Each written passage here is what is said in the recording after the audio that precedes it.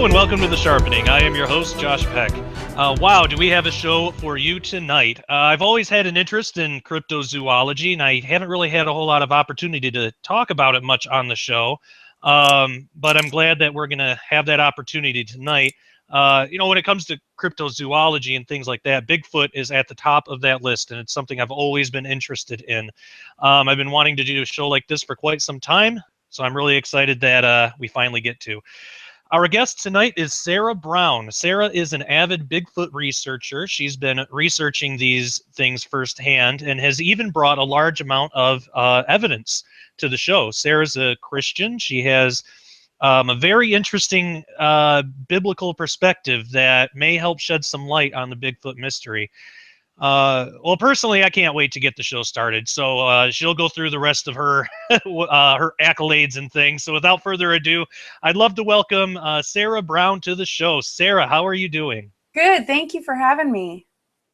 Thank you so much for coming on the show. I'm really excited for this. And, we've been planning this for quite some time.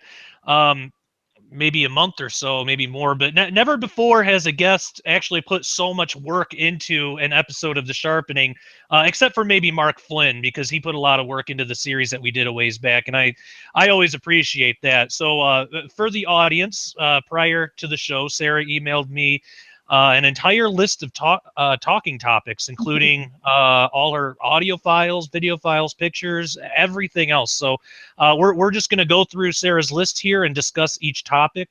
But first off, Sara, as is the sharpening tradition for all first-time guests, I wanted to ask if you could share your testimony with us, how you came to know Jesus and how that led to what you do today. Sure. Well, I grew up in a Christian home, went to Assemblies of God churches all my life, grew up in the suburbs, Olympia, Washington, had no idea that Bigfoot was an actual creature.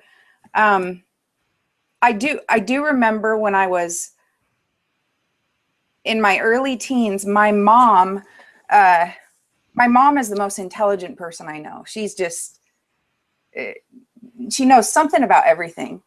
And she had said that she thought that they were real because she read a story about a little girl that was from Tibet living in a village. And she came home hysterical, pale, ghost white, and she drew a Yeti. She drew a Bigfoot, saying that that's what she saw. And my mom said, they don't have TVs. They don't have outside books. They don't have anything that would show this girl what we see on TV, what we see, in books and whatnot. So that right there had my mom pretty convinced. And then I met Jonathan, who is an Indian. He's enrolled Chehalis. And his father was an Assemblies of God pastor. Excuse me. We got married. We now live on the Chehalis Indian Reservation. And from day one, he would talk about Bigfoot. And I thought he was funny. I thought he was really funny. He wanted to go on an expedition. And it took his aunt telling me a story, a Christian woman, an amazing Christian woman, telling me a story about how she lived a few miles down the street when she was young, and a Bigfoot would come up to the post outside of her window and scratch his back on it, and it would scare her. She would get under her bed, and I knew she was completely telling the truth. She was telling it like it was fact, as they do, I've learned. And so that right there convinced me, and we started researching terrain, landscape, what they prefer, and we were like, they've got to be around here. And shortly after that, we started hearing them and then seeing them, which is, I've learned, is quite common. It takes a belief in them to hear them. I had one woman write me and say, she lives in New York, and she said, we've lived here for such a long time, and I've never heard them before. And, you know, we started watching the Finding Bigfoot show and Curiosity and everything. She goes, now we're hearing them, and they're becoming more aggressive. So I think that's something to take note of. Yeah, you know? yeah, definitely. So, yeah, there was a time in my life where, like you, I didn't walk with God as I should, you know, never left, but you know what I mean? Oh yeah. And I can look back at those times now, and I just learned so much, though. I'm thankful for things like that, and I would never tell like my kids that or anything, but you can relate to people. Yeah. You know, when you've got stories to tell. And the topic of Bigfoot is crazy. It's something that a lot of people don't want to talk about, including people in the church.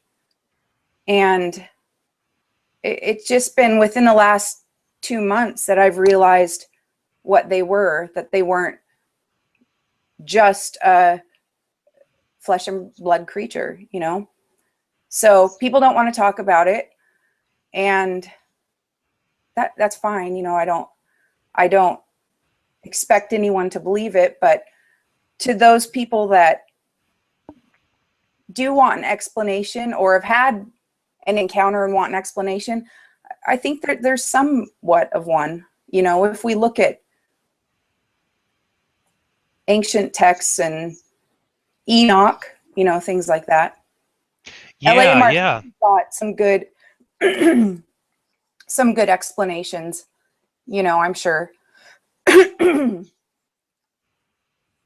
Yeah, definitely. LA has a lot of great insights into things like this, and you know that's what I like about researchers like him and like you that aren't afraid to tackle these topics. One big thing with me, in you know when I was a kid, I always wanted to know about aliens and how they fit into the Bible, if at all. But the church that I went to didn't really provide much of an answer. It was usually, well, they're demons. Okay, where is that in the Bible? What are you basing that on? Is it just because they exist, they must be demons, or what? And I never really got a straight answer. It was usually, Josh, you got to take it on faith. And even at I was about 12 when I first started questioning that. But even back then, actually, I was probably younger than that. But even then, I knew that was kind of a cop-out answer. It was a way of saying, we don't know, but we don't really want to say that. We don't want to admit we don't know. But those experiences are good in the sense that we can learn from them. The problem is when people have questions like that, like I did, I let that lead me away from the church because I thought, well, they're not providing an answer. Maybe something like New Age can provide an answer. Yeah. And so I went through that whole thing, and I'm thankful for it now because I did return to Christ and fully dedicated myself to him. And had I not gone through all that, I don't know if I would be as strong as I am now. But again, like you, I'm not sure. Like I totally understand not wanting to, tell your kids that because you don't want to inadvertently encourage somebody to take those paths. So I totally get that. But yeah, that's why I'm glad that we can indulgences. Yeah, yeah. Absolutely. That's why I'm glad that we can do, we can have discussions like this and talks like this, because there are people out there, whether it's Bigfoot or aliens or shadow people or any number of things. In this case, we're talking about Bigfoot, but there are people out there that are having real experiences and they have no way to know how to explain it, or so they and the church certainly, I mean, the church isn't talking about aliens. The church is talking even less about Bigfoot. But people are having experiences with these things, and they want to know if there is a biblical element. And like you, I believe that there is too, if we look. So hopefully, we'll be able to provide some of those answers.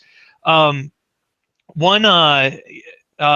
first thing that you have on your list here, which I'm excited about, because I have some Native American in my background as well. Specifically Blackfoot. which is, that there's a whole thing there. It's really interesting. But the first topic you have here is native legend. Mm-hmm. This is what first interested me in the topic too, when I found out that people have been having experiences. It's not a new thing. They've been having experiences forever. Mm-hmm. So I want to hear all about this. So I'll shut up and let you talk. Okay. Well, there's close to 100 different tribal names for Bigfoot in North America. I can't even tell you how many sightings that I'm aware of here on this reservation.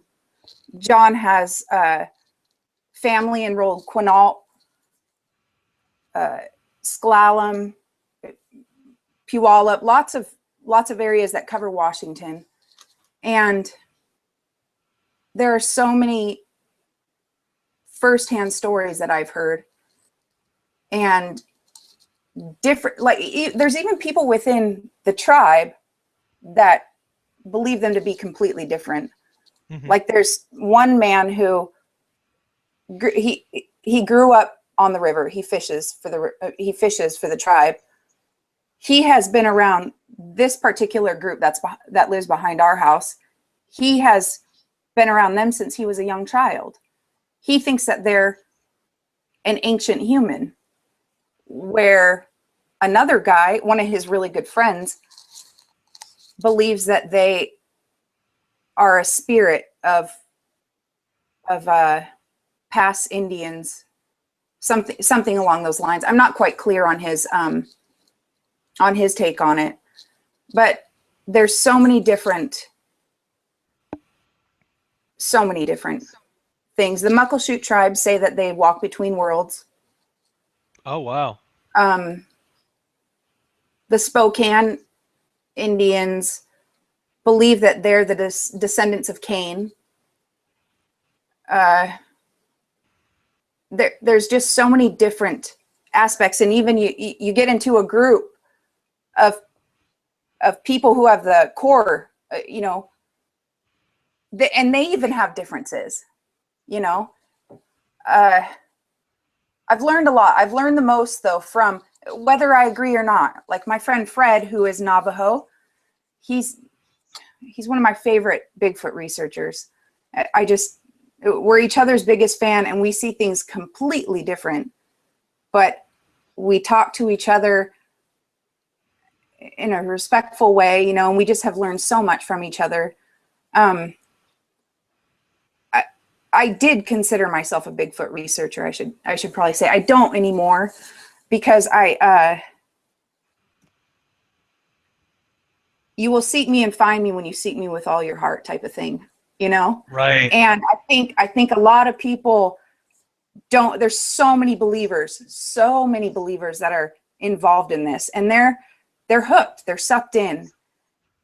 If you seek it, you're going to find it. You're going to hear it. You're going to see it. It's going to deceive, So yes. Now I've brought it to this point. I found a lot of things after a few things were revealed to me, and I just, one of the audio clips that I sent you was from earlier this week. We hear them, unfortunately, when they are here. I guess you're the quantum physics guy. They live here, they do. They eat here. They require water, and I don't understand all of that, but I guess I look at different parts in the Bible where even Jesus Christ, he had a body here, and then, so, or the angels, when they went and saw Lot. I think it's similar to that. I don't know what they are. Most Indians don't know what they are. They just have speculation. But they're a hybrid created by they're not of God. That's all I can, say. They're not of God. They're a hybrid. I don't know what their purpose is. And I don't think we'll ever know. I think that it's, maybe in the end, you know, we'll find out, but I don't think that it's going to be something that, is discovered. It would have been done by now, you know. Right. The best we have, the best is a grainy video from the 60s. And it's not a good one. I mean, no one has been able to prove that it's a hoax, but if a full DNA study that was done by Melba Ketchum, you know, and the Bigfoot community, I would go as far to say that they hate her because it didn't come out as an ape. They followed protocol, you know, they did blind study, and you know, the science journals, they wouldn't do it. They would not publish it. And oh wow, all these, yeah, you should, if you go on YouTube and put in Sasquatch hybrid, she was on Coast to Coast a few months ago.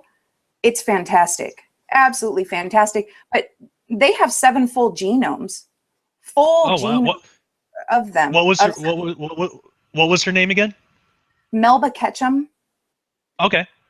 And she was one of the top forensics, I believe, in the country. And you look at things logically, and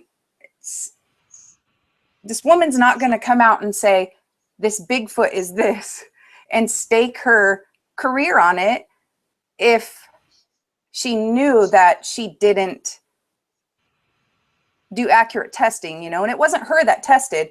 They sent them out. And there were universities, she even has on her site,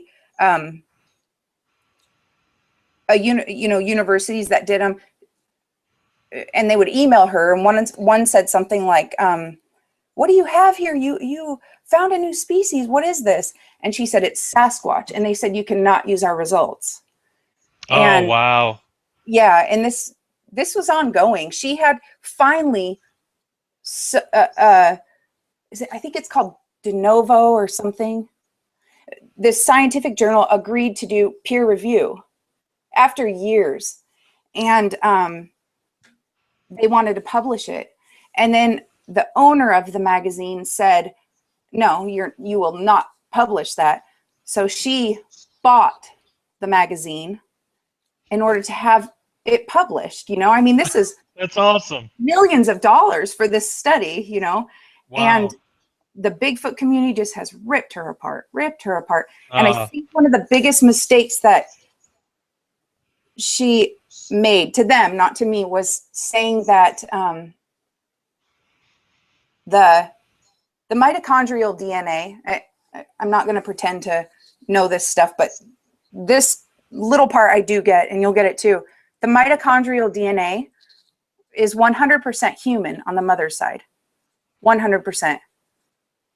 It's the father's side that is unknown. It matches nothing in the genome bank.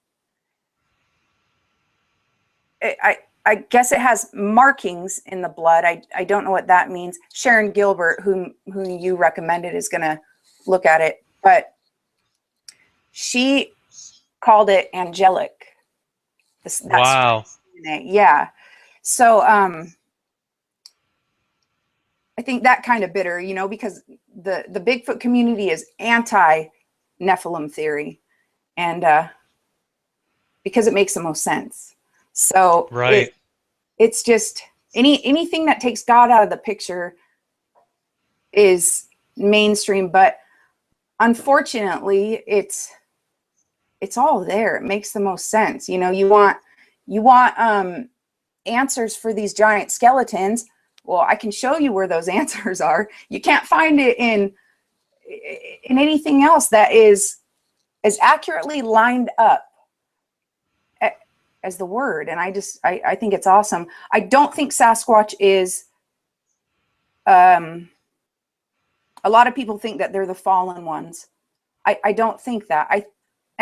Of course I could be wrong. I think that they're a creation, a hybrid creation. And any of the Indian tribes that are believers believe that they're also a hybrid creation, or descendants of Cain. So the pictures that I sent you. Yeah, I was gonna ask you. You sent me some pictures of petroglyphs and Fremont culture. About 9. It looks like 9 pictures of those. Yeah, what can you tell us about those? Fremont culture was in 1300 AD. I think Oh they were wow. about, let's see. Oh, okay, here we go. Now they were in the Four Corners area, which is now the Four Corners area, between 600 and 1300 AD. And they disappeared for unknown reasons. Similar to the Mayans, but they were here before. These petroglyphs that I sent you are in that area. Some of them are in a national park. Some of them are on the reservation. But I know a lot of these are alien figures. Yeah. What did you think of number 9 that I sent you, the Sago Canyon? Yeah. They're all of them are intense, and you know what was really interesting too is the one that had all the footprints. I noticed some of them have 5 toes, some have 4, some have 6, which is interesting. Yeah. And I don't know why, and again, I'm probably wrong, but I don't know why they would put footprints in there if it was for a person. You know, Right. that's a sign of Bigfoot. It's still used today in tribes. And I just find that amazing. That one is called Bigfoot. I believe it's number, let me look. That one's Navajo. That Navajo one's really interesting too. Newspaper Rock. Okay, did you see the Three Kings panel? Uh-huh. Is in Utah. I don't know what that is. Someone says that it's, in one hand he's holding a shield and in another he's holding a human head. But if you look at these, a lot of people, like I've heard the ancient aliens people say, these are what the Indians were projecting themselves as. Well, no, they're in the petroglyphs among these giants. That's right. They're drawing what they're seeing. You know, this is their history book. And there's one that is, there's quite a few that look like Bigfoots, but there's one that looks, it's got a pointed head, and it's next to the Three Kings one. And then the Sago Canyon one that one blew my mind. That looks like grays. What people describe, Yeah. I've never seen a gray, but that's what it looks like. And there's different hybrid creatures. There's one in the Three Kings panel. It looks like he has a, is it Athena that wears the red hat with the bee antenna? Oh yeah, the proboscis thing, or yeah. I believe so. One of the Three Kings has that coming out of his foot. Oh wow. Yeah, it's in their titled Three Kings panel, but this is what they were seeing, you know. Some of these are creepy. There's this is another thing that I really was excited to tell you today. I have on there, it said there's a few pictures that are titled Kokopelli, and that's a humpback flute player. Sometimes he's depicted as having feathers and or antennas. He's a fertility deity, and in the 6th picture that I sent you, he's very small in this petroglyph, and he's standing next to a large lizard. And then next to that, it looks like there's a UFO coming out of this beam of light. That's crazy. And now I've got to tell you this. So the other day, a lot of the tribes either make the flutes or they have the flutes. The Chehalis tribe doesn't make them. We have a few of them. But I've been told by a few Indians from different tribes that if you play the C chord, it brings in the Sasquatch. And the Sklallam tribe would talk about how they would drum, and they have you ever had fish on a stick? Yeah. Amazing. But they, you know, the salmon bakes or whatever, and they would have these salmon bakes, and they'd either play the flute or play the drums. And if they played the key of C, it would bring in the Sasquatch, and then they would give them fish. I was curious the other day to see what the key of C on a typical Indian flute was. And this could be me completely crossing the line of speculation. I don't know, but it is the, what is it? 548 Hertz, I believe. That's Saturn's vibration, the sound that Saturn puts off. Oh, wow. Yeah. That's amazing. It really is. And I found that right away. That's what a typical Native American flute is tuned to. And the C is that, which I found amazing.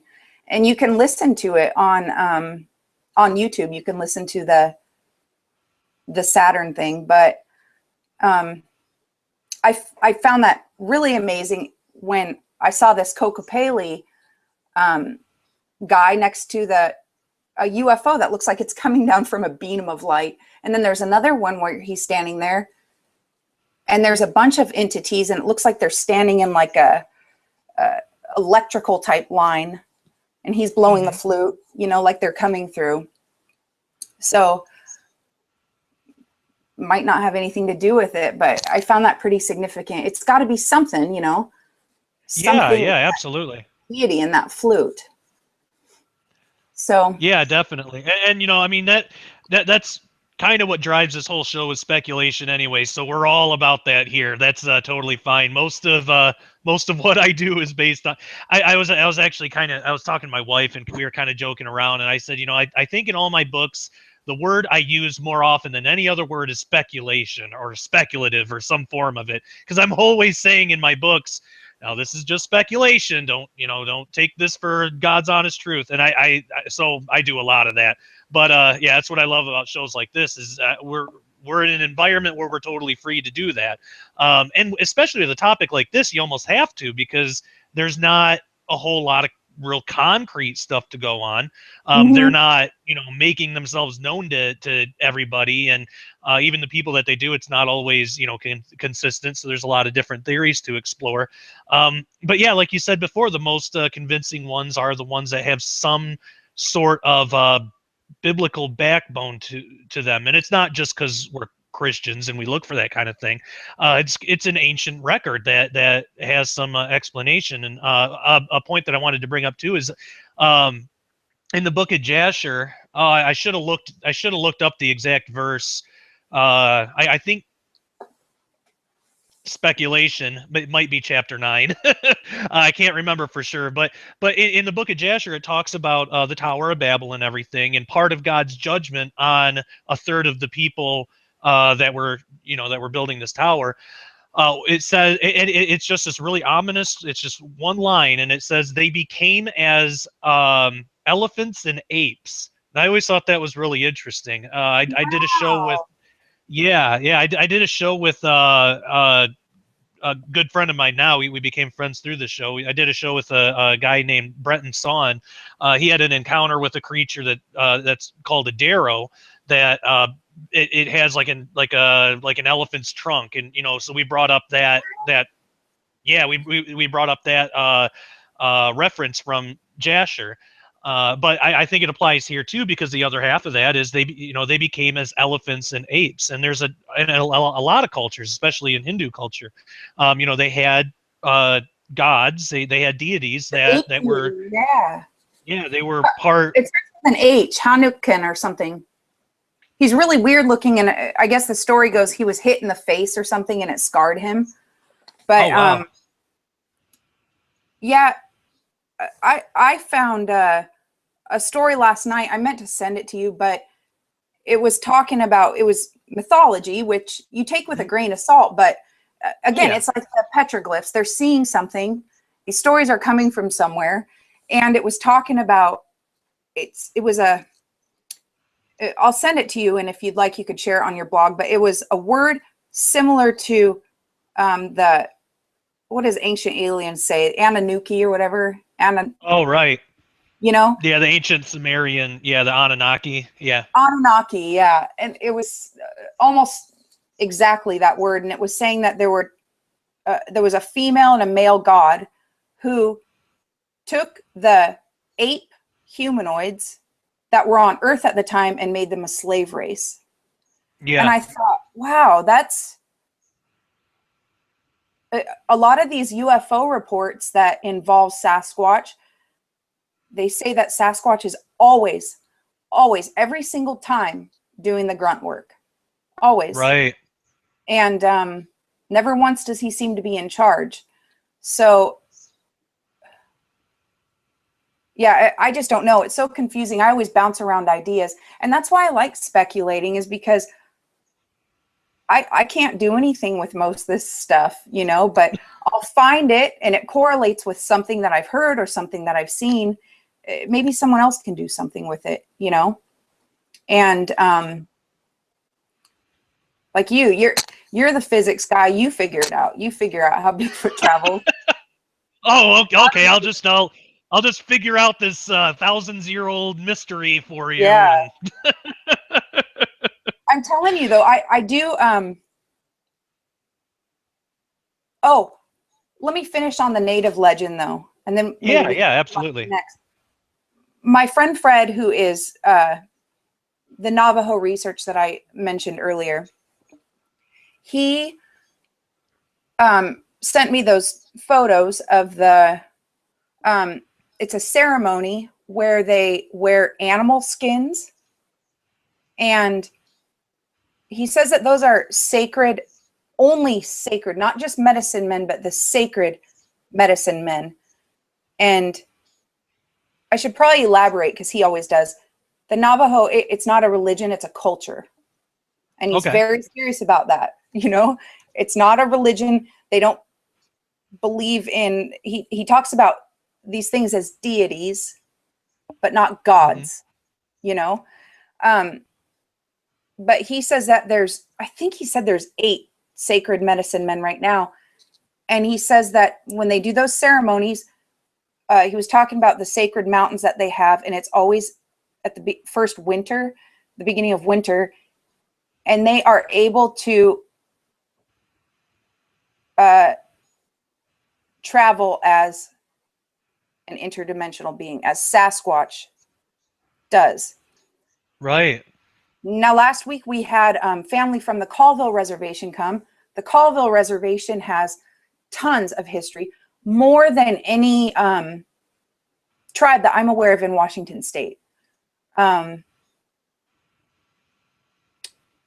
I was talking to Suzette, who we're very close with, and she's in her 60s now, but she's got tons of stories from her childhood up. And she said the same thing. And she said, yeah, they could do that. Sometimes they, and she's a Christian, she's a believer. She said that they can also take on the form of an animal. That's a shapeshifter. It's the same thing, you know? Possibly Satan was a shapeshifter, taking on a serpent. I don't know. Yep. And same with, I'd sent you that thing with Cain too.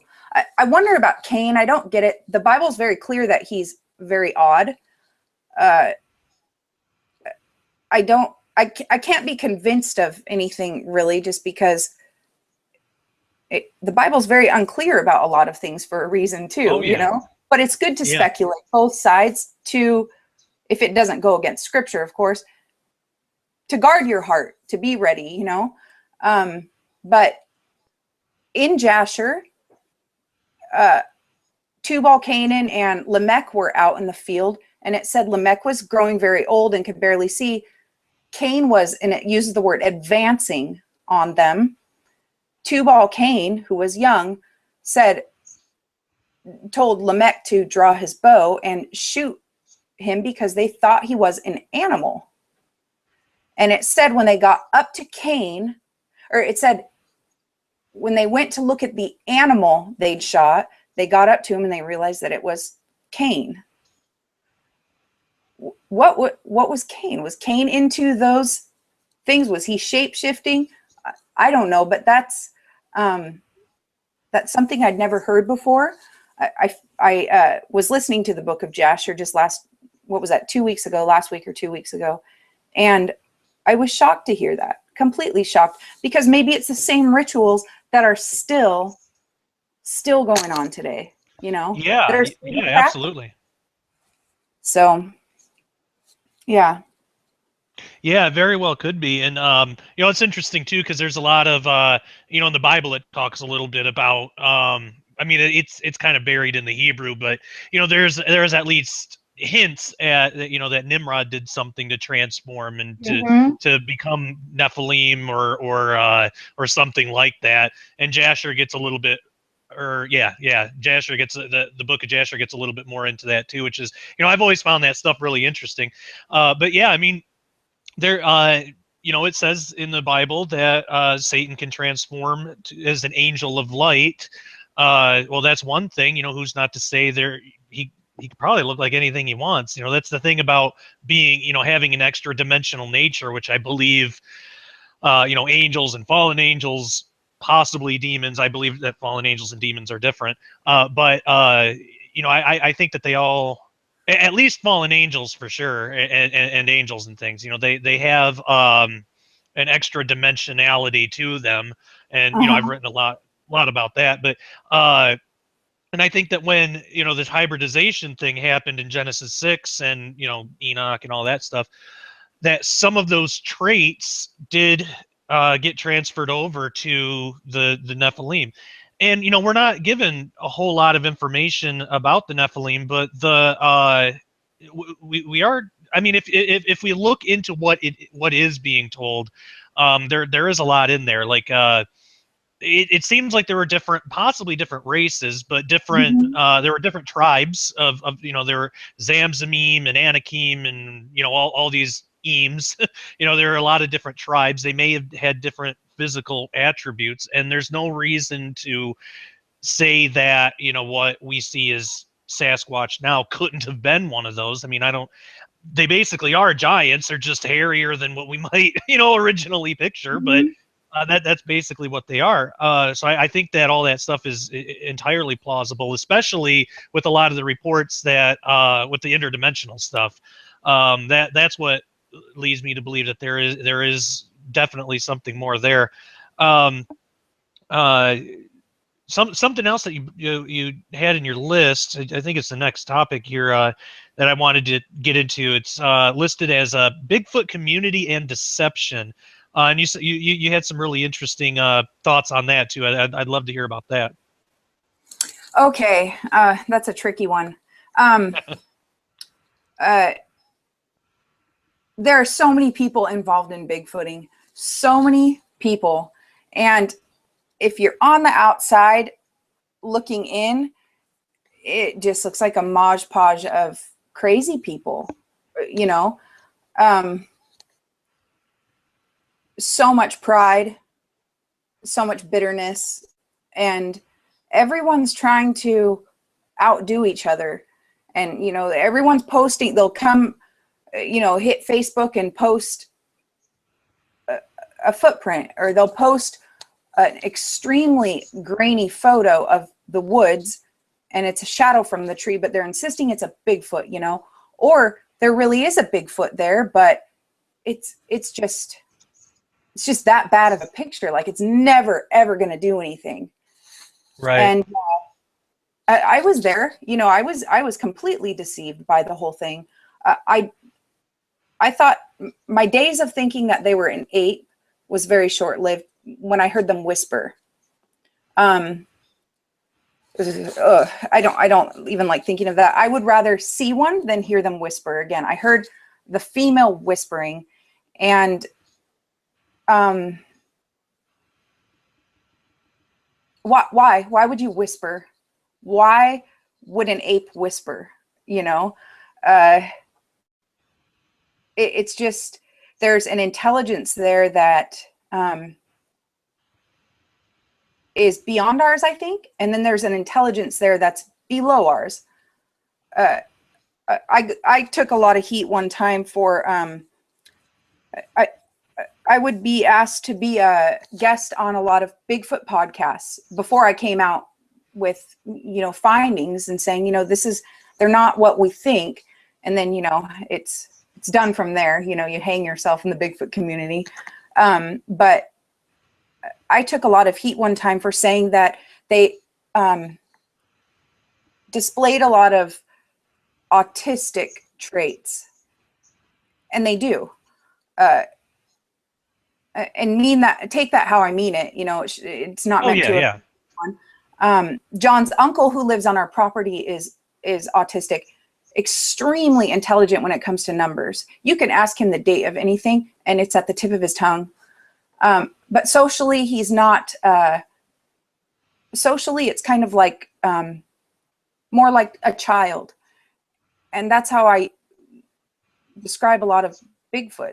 It's just do really odd things, and people in the Bigfoot community will have an encounter that involves rock clacking, which is common. They'll clack rocks together, and they insist that all Bigfoots clack rocks together. And then you've got a guy across the United States who had an encounter where he saw a female with breasts, and she wasn't clacking rocks. And so then they start fighting, and they start making videos about debunking each other. And it just goes on and on. Like, it's just that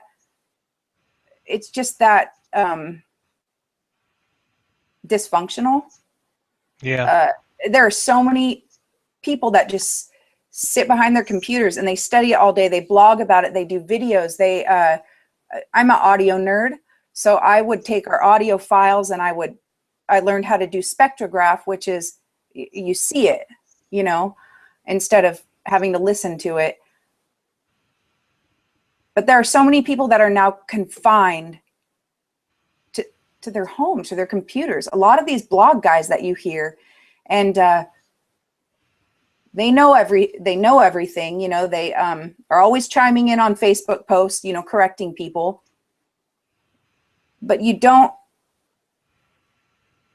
unless you're become really good friends with them, you don't get to see what it's done to them.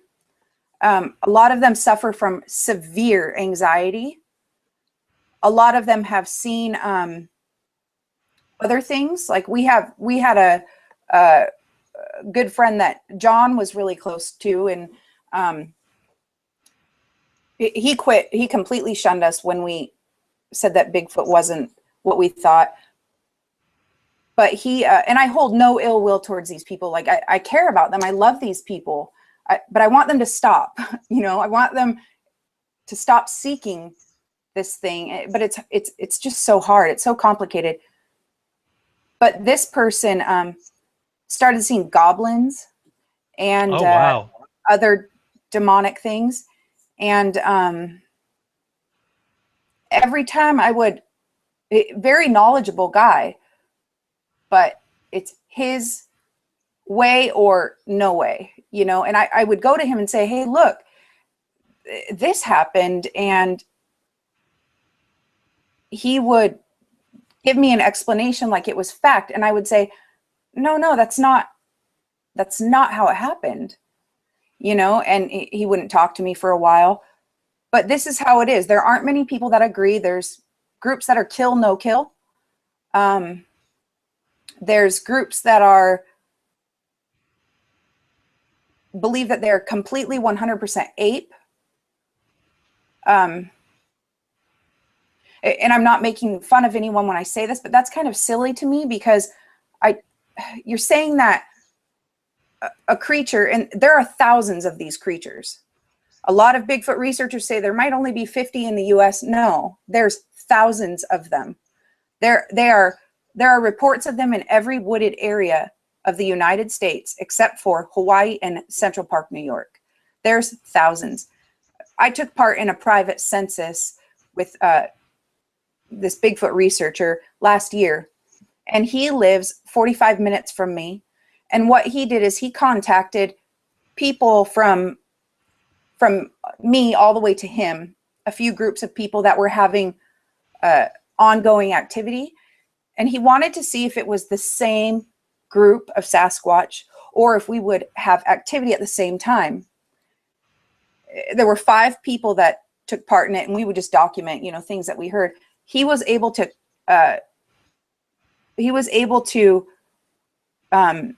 confirm 3 clans within 45 minutes.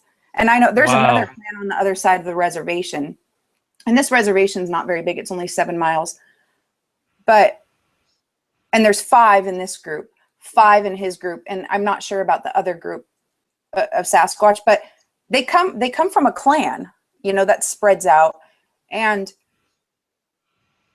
I think that people underestimate how many there are. And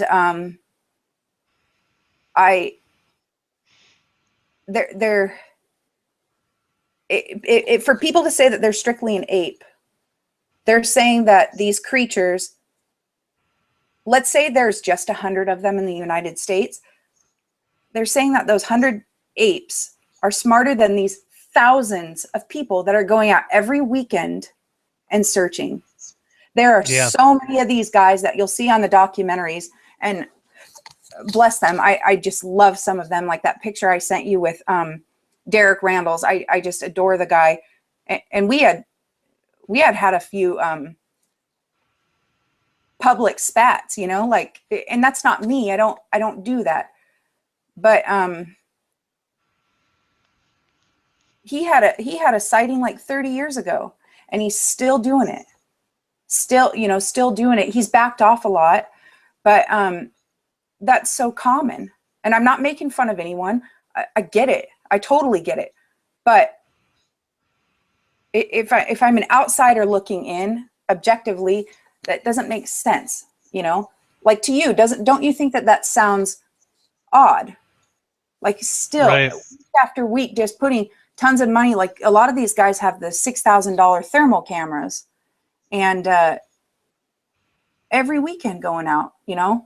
A lot of the believers are like, oh, I'm okay with missing church because I get to sit around the campfire and witness. And it's just like, you're being pulled away from your homes. You're being pulled away from your wives.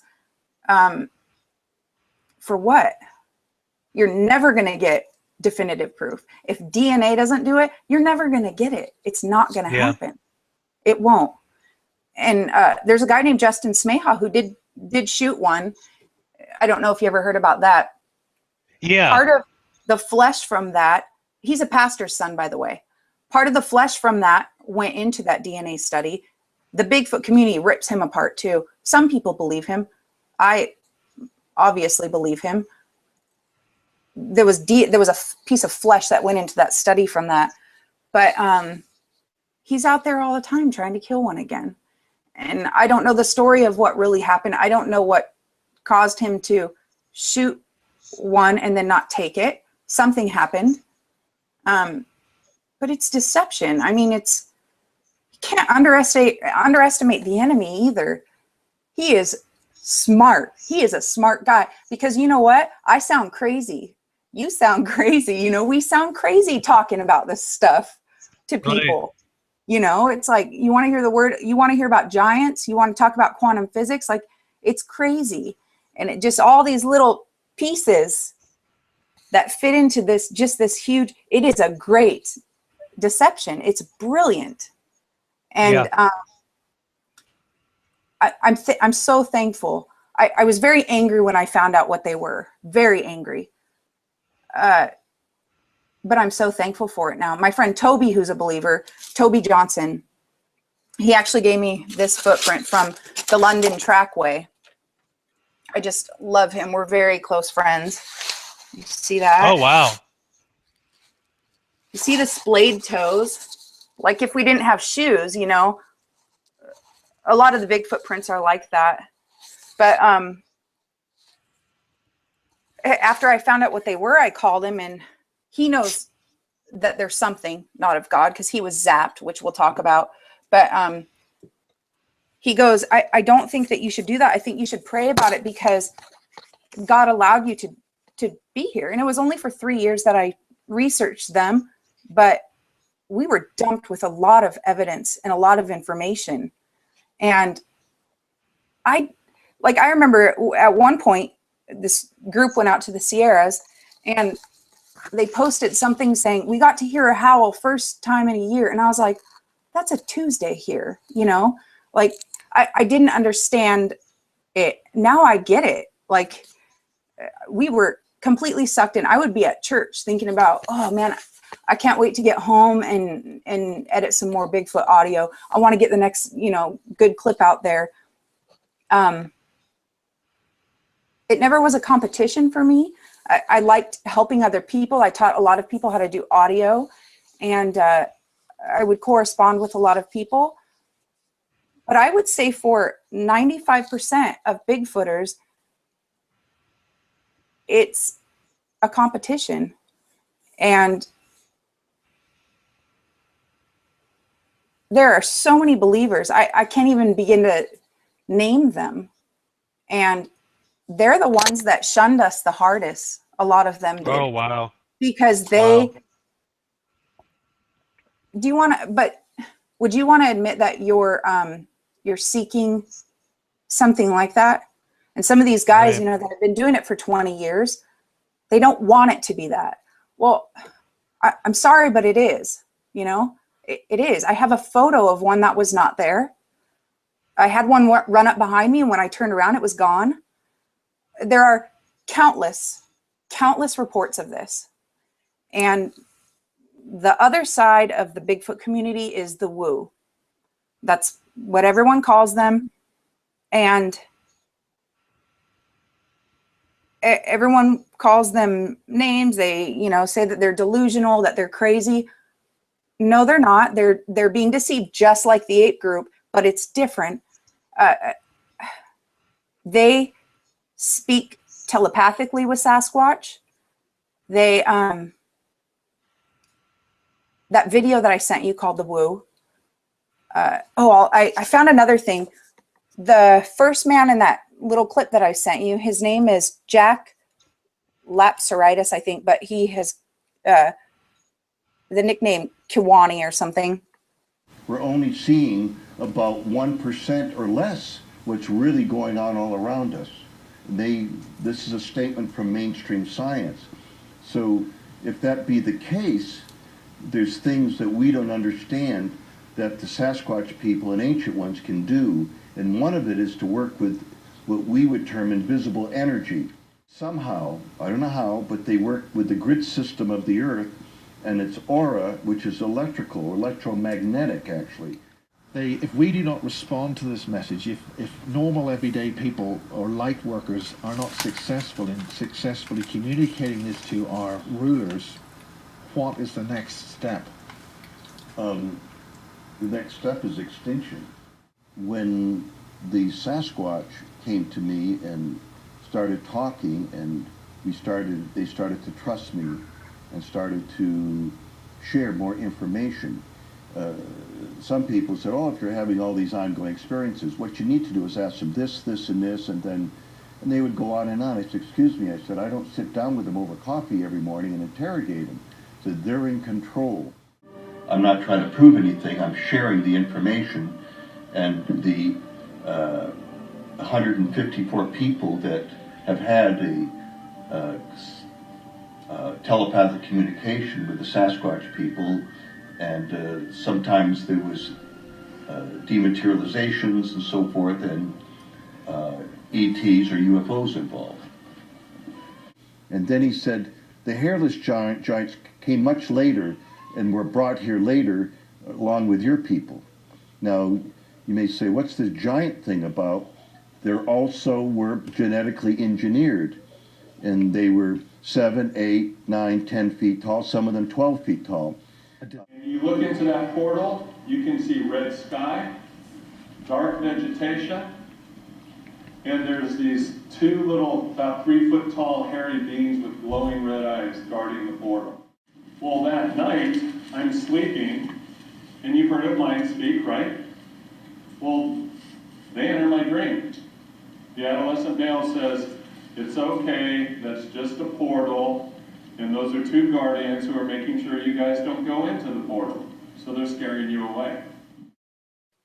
He has a book called The Psychic Sasquatch or something, and it's just under 200 documented cases of people speaking telepathically with them.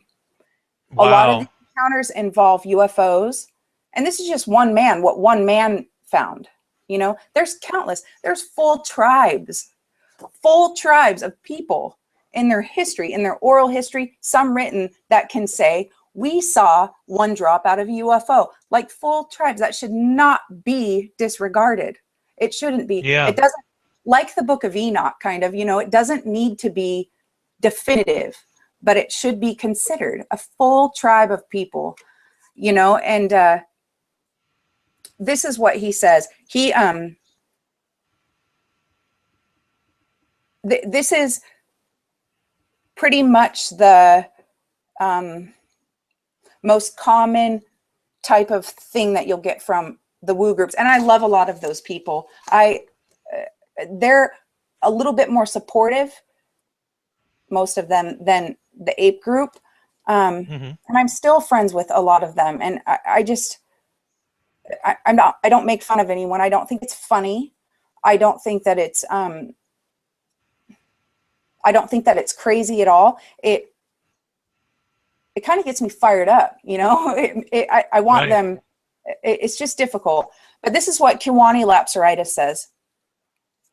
The Sasquatch people are loving people that were seeded here on Earth before humans. These spiritual forest giants refer to themselves as the keepers of the earth and share truth and knowledge with light workers, so they may help Earth and mankind. A lot of these woo people say that Sasquatch calls the humans that they go to light workers. And there it is again, you know, light bearers, there it is. Yeah. But they believe this stuff, you know. This guy doesn't sound sane, you know. And that's what I've said to so many of these ape people. I'm like, you guys think that calling them these things is gonna make them go, hey, you know, maybe you're right, maybe it is an ape.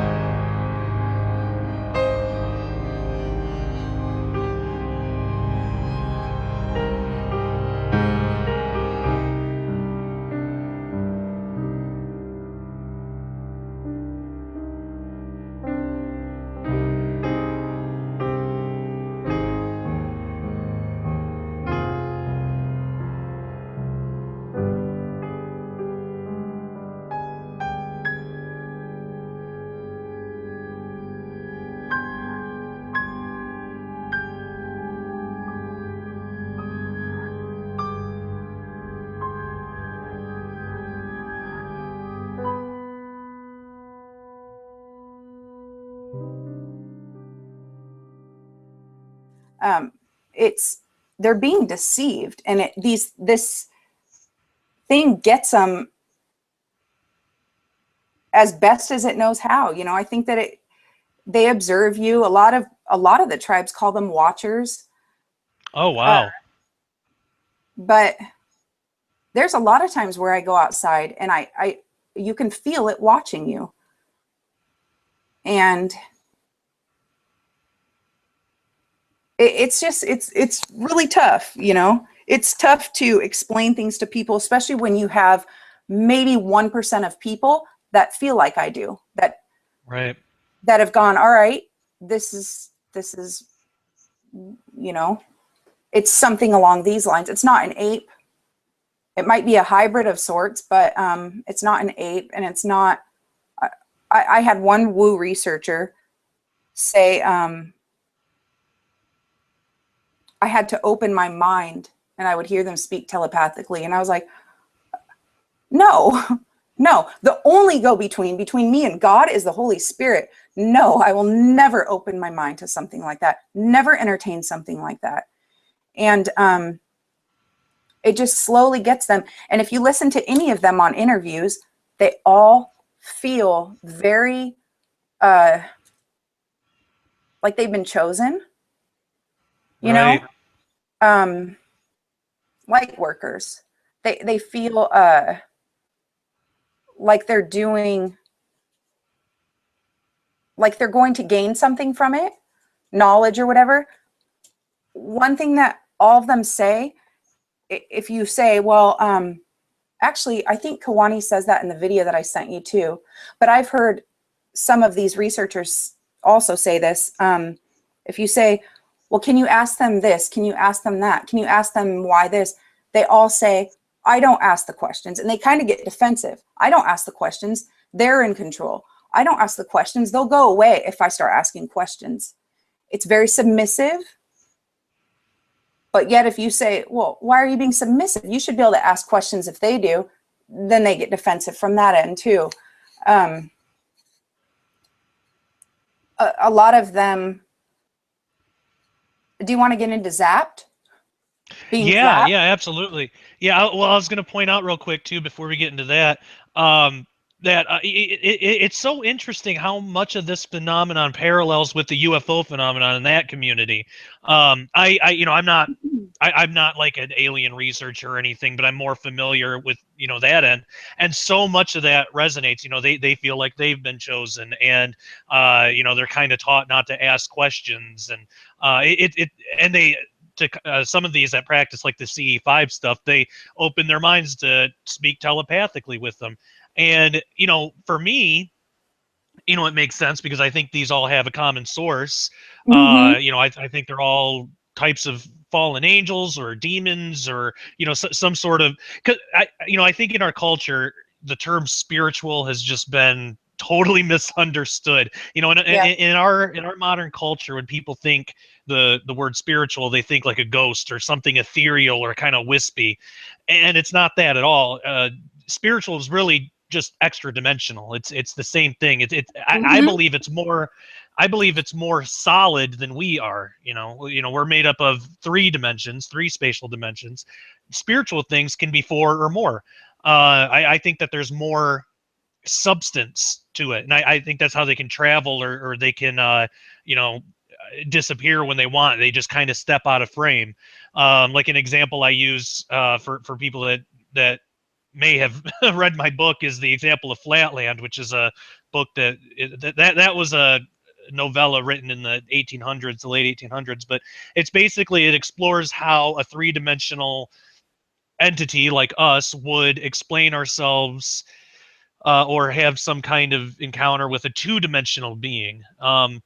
And if we think about that, if there was like a 2-dimensional universe, like on our tabletop or something called Flatland, and it was just inhabited by beings that only had 2 spatial dimensions, how easy would it be to hide from them? You have 2 directions, up and down. They have no access to that. So something of a higher dimension, say even just a 4th spatial dimension. And just for clarification for the audience, when I say 4th dimension, I'm not talking about time specifically. This is spatial. But they have at least 2 extra directions to work with that we don't have access to. All they have to do is step into that into one of those directions, and we can't see them.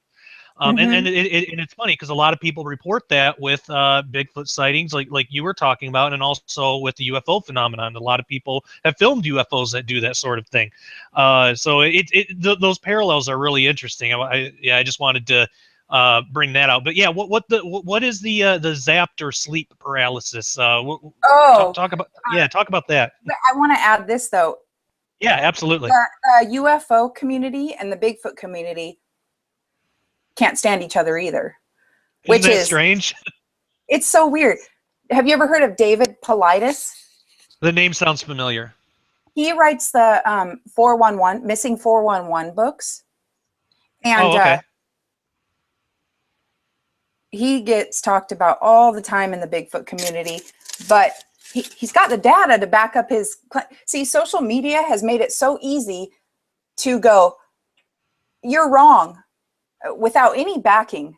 When someone can bring as much science, as much math, as much whatever to their theory, and one person will say, no, you're wrong, that's not science, and everyone's like, oh yeah, that's not science, you know, and that's how the Bigfoot community is.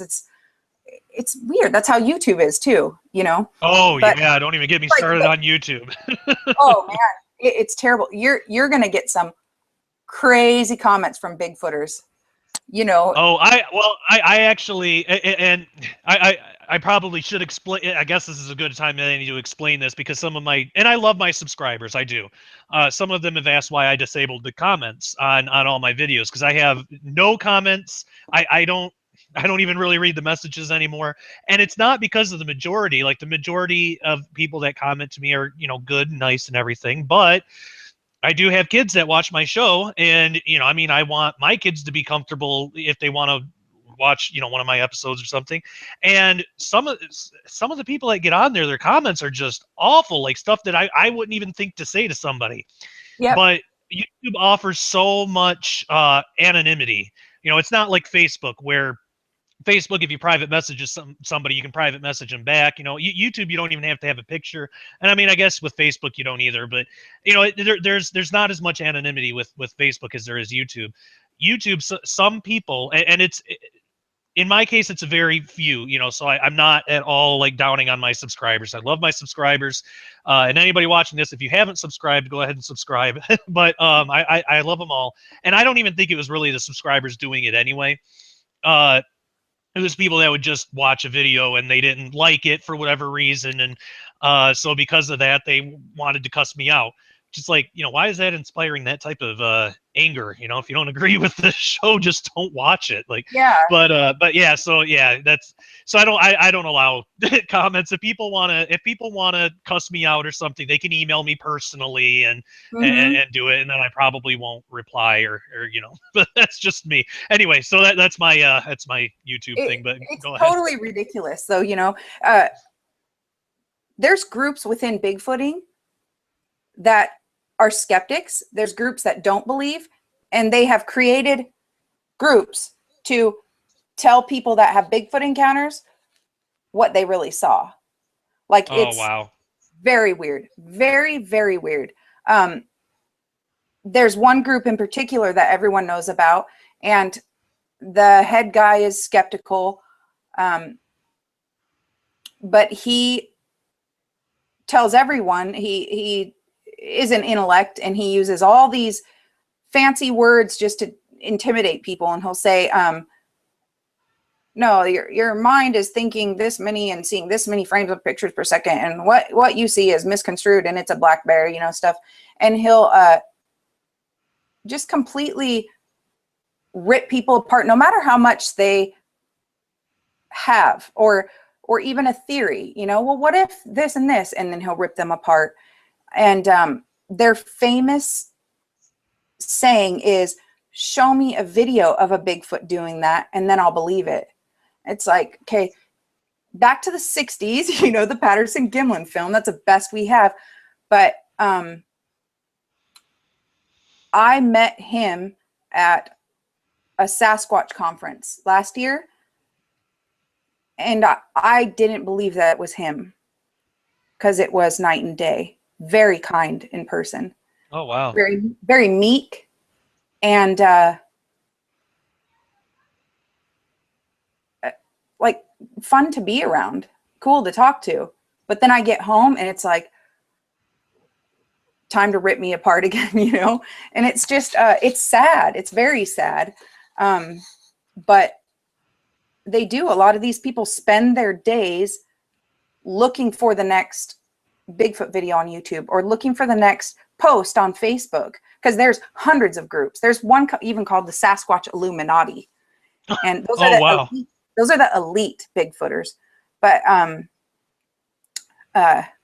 but they've all only had sightings. You know, it's always a sighting that gets someone at the elite status. But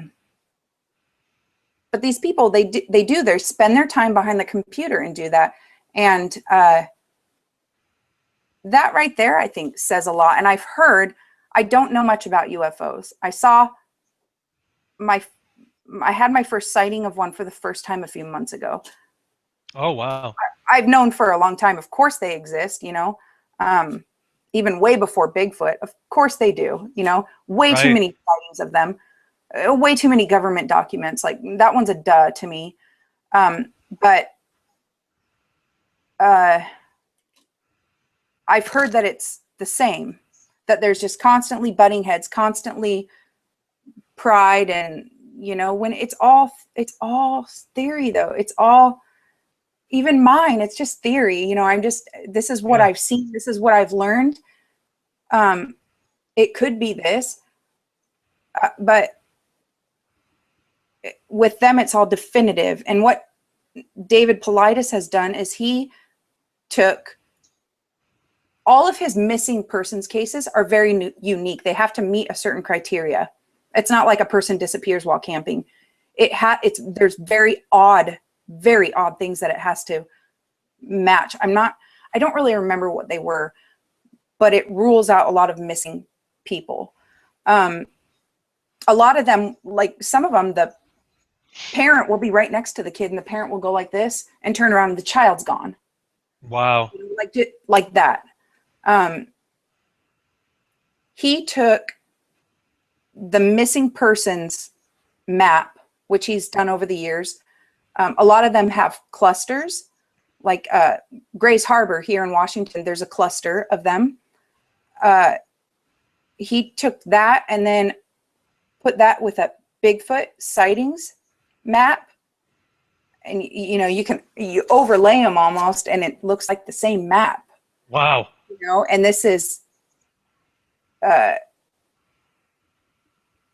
it's the same. There's a lot of UFO sightings down the, you know, in the middle of the United States, and there aren't so much with Bigfoot, not as much. Pacific Northwest is the hot spot, but there's UFOs tied to, there's more UFO sightings. You know, it's a lot more common to see, but not every UFO hotspot has Bigfoot, but Bigfoot hotspots have UFOs. Does that make sense? Yeah, it's really interesting too, that connection, because I've heard a lot of I've read a lot of UFO reports that will start off that, you know, they're not expecting to see a Bigfoot when they see a UFO, but sometimes it'll come to that. But more often, you know, and that's like rarely, but more often, if somebody has a Bigfoot encounter, it seems a lot more often there will be a UFO attached than you know, with the other way around. Vice versa. Yeah. So yeah, that makes total sense. I mean, I don't know why that is, but I mean the phenomenon makes sense. I think that a lot more people also report Bigfoot or UFO sightings than Bigfoot sightings. After the first time that I ever saw one, I tried to talk myself out of it for months. There were times for probably a good year and a half where I would sit there and go, are they really even real? Like, is that really what I saw? And that's very common. It almost plays back like a cartoon in my head, a very uncomfortable cartoon, you know, kind of like a car crash. Mm-hmm. But these people don't want to admit that the UFO plays a part in it. So they bash David Paulides, but his work is fantastic. It's great data, and it must have taken a very long time. Zapped. Yeah. Okay. Zapped. If you Google Bigfoot Zapped, you'll come across countless stories of this. I bet I have heard first-hand stories of being zapped.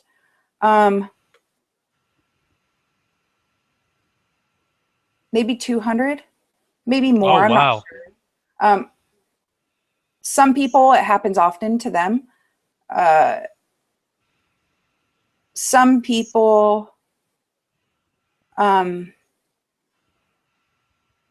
stop after this happens. They want nothing to do with it. I only know 2 believers that have been zapped. One was a very close friend of ours who not shunned us when we came forth with this stuff, but backed off a lot. Mhm. The other believer I know is my friend Toby, who I showed you this footprint. He was with a group of 5 others. There was a woman and 5 men, daylight, and all 5 of the guys could not move. They were completely paralyzed. A few of them were salivating. And I'm not sure if it was all of the guys or what, but at least a few of them were seeing what looked like, he described it as a clear jello wall. And they felt like the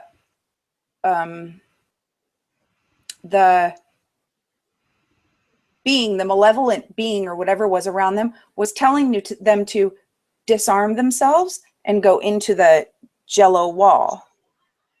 And the woman was praying against it, and finally they came to, and one of the big guys was so shaken up from it, they had to carry him out of this wooded area. And this happens all of the time, but it's excuse after excuse. The woo people think that it's like a healing. There's like, Kiwani Lapsaritis, that man in that video that I was talking about earlier, he says that they zapped him once and healed him of a brain tumor. Oh, wow. Yeah. There's the second man on that video, who I was an admin for on his Facebook group for a while. I even had him out one time after I saw someone in a group give him the Delusional Clown Award. That really, really bothered me. He has kids, there's kids that can find that information about their father, and Yeah. that bothered me. So I had him come out here, and his take on things is very different from mine. And he's not open-minded to other beliefs. He's very, very adamant. And but I still care about him. I still care about him, even that now that we don't talk. He says that he was zapped before he was going in for a colonoscopy, and something was taken care of by these Sasquatch. I think they're taking seed, personally. There's a lot of reports of a loss of time. Oh, wow. My friend, yeah, which isn't nearly as common as being zapped. My friend Wes and Woody, they're brothers. They have a podcast called Sasquatch Chronicles, and their encounter involved either a 3 or 4 hour loss of time. They attribute it to fear, and a lot of Bigfooters do say, when you're really scared, that can happen. You lose track of time. Maybe 20 minutes, but I can't see 4 hours going away. Yeah.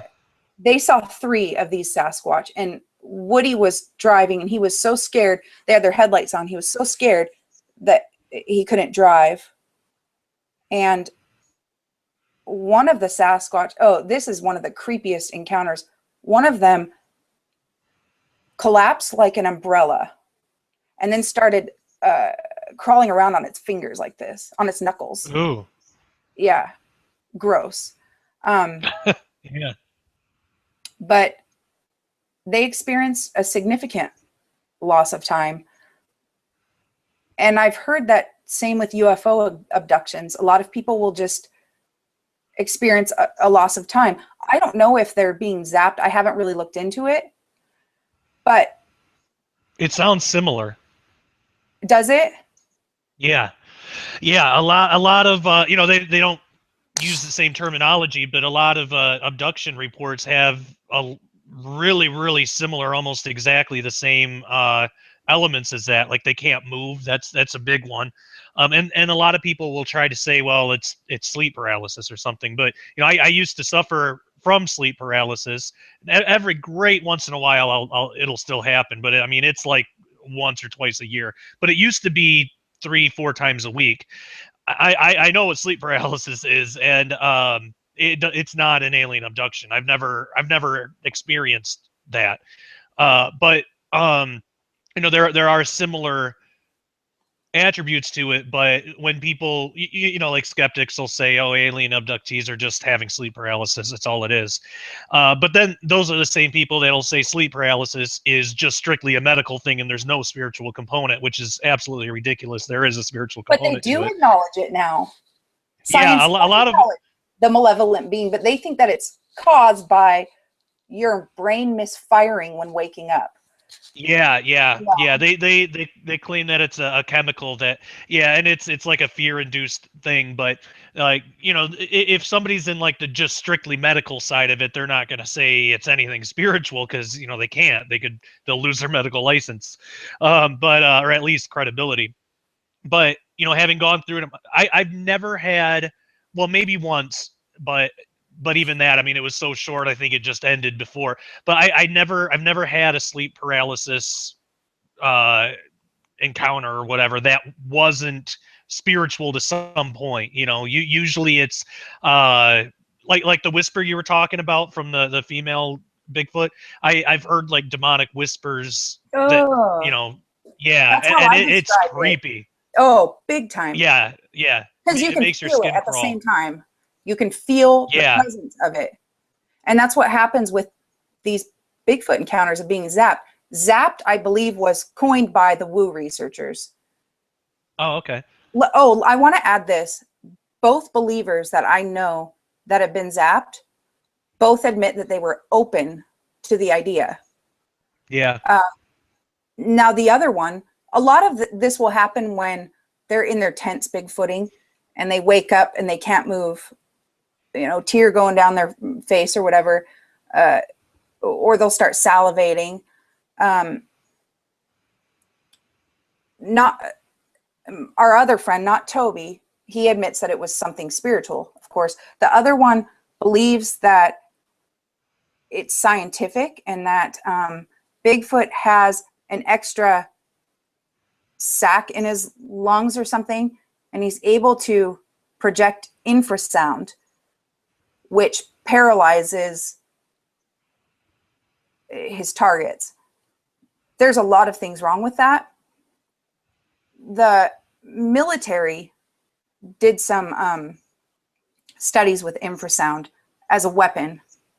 You cannot project it. It would affect our military too. They would all be zapped, same with the enemy. Everyone would be zapped and immobile. Right. You can't do that. It happens a lot of times where there's one or two, or sometimes it is the whole group will be zapped. Another thing with infrasound is, even though a lot of it can be a very deep sound that is out of our hearing range, there still is something you hear. Like they find birds that are by like the windmill farms that have died because of the deep sound there. It's just too much for their brains or whatever. But a lot of these people aren't hearing anything. A lot of people describe what sounds like a semi truck's J-brake, the brrr going up a hill. I have an audio recording of that. But the majority of them don't describe a sound. Some will see Sasquatch beforehand or after being zapped. Some will have the loss of time. Some will hear a Sasquatch. But a lot of times the zapped feeling doesn't come with a sound. And I've never heard anyone compare it to sleep paralysis. And I know what sleep paralysis really is. I listened to your podcast with Chris White. And that's Oh, when I was like, awesome. that's the same thing as being zapped. It's the same thing. I know that sleep paralysis really isn't sleep paralysis, but if we want to put a scientific name to it, it's not zapped. It's the same thing. It's a malevolent being. That's a force. Yeah. And I said to our friend recently, I said, hunters don't get zapped. Yeah. People that are going out into the woods, they don't get zapped. It's you guys that are seeking these things. It's you guys that are letting these doors open, letting down your guard, allowing these things. And so many believers say, no, I have the protection of the Holy Spirit. You have free will, though, at the same time. Yeah. You Yeah. always have free will. And you're not Roman Catholic. Once you have that protection, you always do. No, if you let that guard down, if you open those doors, you're going to let things in. It's just that simple. It's very simple. God said, the Bible says, guard your heart, test the spirit. So many of them, when I had written a very long message to some of the believers that are in Bigfooting after all of this, I had no clue about any of this. I had no clue that there was a community that involved you guys. None. I had no clue about CERN. I had no clue about I'd heard of L.A. Marzulli because Ron Moorhead is a good friend of mine, and he went to Peru with him. We'll play some of Ron's audio clips later. But other than that, I had no clue about any of this stuff. No clue about just all of it that tied everything together for me, Yeah. But I had sent them a message, a very loving message, just saying, this is what's going on. I don't know what this thing is, but this is what happened. This is what I found just in a matter of days. I found your show and the whole quantum thing. And I would say 90% of them wrote back something to the effect of, I don't know. I pray about it and I just don't get that feeling. And I used to pray about it too. I used to do the same thing. Yep. Because there's a part of me that just never quite made sense. And my husband, a couple of weeks ago, he goes, I used to do that. I get what they're saying. And he goes, but this is how I would pray. And he goes, dear God, I love Molly so much, but if you don't want me to love Molly, tell me. I still love Molly, yay. And he goes, that's how I would pray. And I go, I know exactly what you mean. It's ridiculous. Yep. But, yeah, me too. That's it. Like, are you really like hit your knees and like show me, God, show me your glory in this. Do something to open my eyes. And that's what I did. And I went on YouTube and I found quantum creation. And I was just like, what? And then I found, Anthony Patch stuff, and CERN and all of this stuff. And I, started reading like the book of Jasher and just all of these things. And I like the Old Testament now. Like it's amazing. I love it.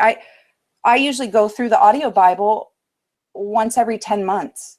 And every time I would be done with the New Testament, I would be like, oh man, I love Ezekiel, and I like Jeremiah, but the majority, I didn't like Genesis. I didn't like the majority of it. I love it now.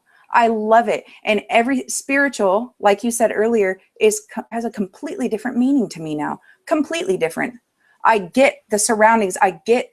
You always hear of the spiritual warfare, the battle. No, I get it now. Like it is very real. And it is here. And if you do not guard your heart, if you do not arm yourself, it's going to let its way in. It will, and it will find a very deceptive way. And I think that the great deception is not just one core thing. I think that it's a bunch of branches off of these things, you know? Yeah. You look at Bigfoot and there's 100 different meanings to it. There's some things that people would say, and I would just think, I've never witnessed that before. Like, that's nuts. But they're not lying, you know? It got us the way that it knew how. And that, like that picture that you'll share later, a lot of people say that they look more human than ape. That looks like a lowland gorilla to me. You know, the red tinge on the top of his head. It looks like a lowland gorilla, an 8-foot tall lowland gorilla. It looks nothing human to me. If it did look human to me, I would have been out a long time ago. A long time ago. It looks like an ape, you know, like a red-headed ape. So the Zapped thing is, it's completely downplayed by both sides. There's ridiculous scientific explanation for it. And I get that. I get it. You know, I get making up theory after theory. You want to keep doing this. You want to be the next one. There's so many people that are like, I just want to see one. I just want to see one so bad. Yeah. But do you? You know, I can't explain the feeling that I had when I saw one. And for what? You know, it doesn't, it's just, it's a hard one. It's a tough one, you know, and there's one of the believers that I was talking about earlier, his wife said to him the week before I sent him that message, she said, she's not a Bigfooter. She said, do you think that you're putting too much time into this? Because he goes out into the woods every other weekend. You know, they have a young daughter, and it's just like, is it worth that? You've never gotten a lick of evidence, not one. And yet years, like 7 or 8 years, every other weekend out in the woods. It's, when you put it in perspective like that, you know, it's common, and it's sad, you know? Yeah. Yeah. And you know, it's interesting too, how much of this parallels with all the other types of paranormal phenomenon or research out there. I mean, a lot of this is paralleling with the UFO community and all of that, because it's with that, it's a lot of the same thing. You know, I just want to see one, and you know, I wish I could witness one, and even some of them want to be abducted. I mean, there are people that are praying to these things to get abducted. You know, they won't call it prayer; they'll call it like CE5, or they'll call it telepathic communication or something. Yeah, they'll call it something like that, but it's prayer. That's what it is. That's the same thing that we're doing when we talk to God. It's the same thing, but I mean, even like ghost hunting. You know, there are ghost hunters that go. I mean, it's all of this is like it all has a common denominator, and you know, before we started, you know, really talking about that, I never really fully realized that, especially with Bigfoot, but it really does. It all has a common denominator from it. It all has a spiritual source, and like you said, it's not of God. It's something on the other end of that, and it's definitely something to take note of. And you know, I thought for a while now that along similar lines with what you said, that the Great Deception, it might not just be one thing, but branches of a lot of different ones.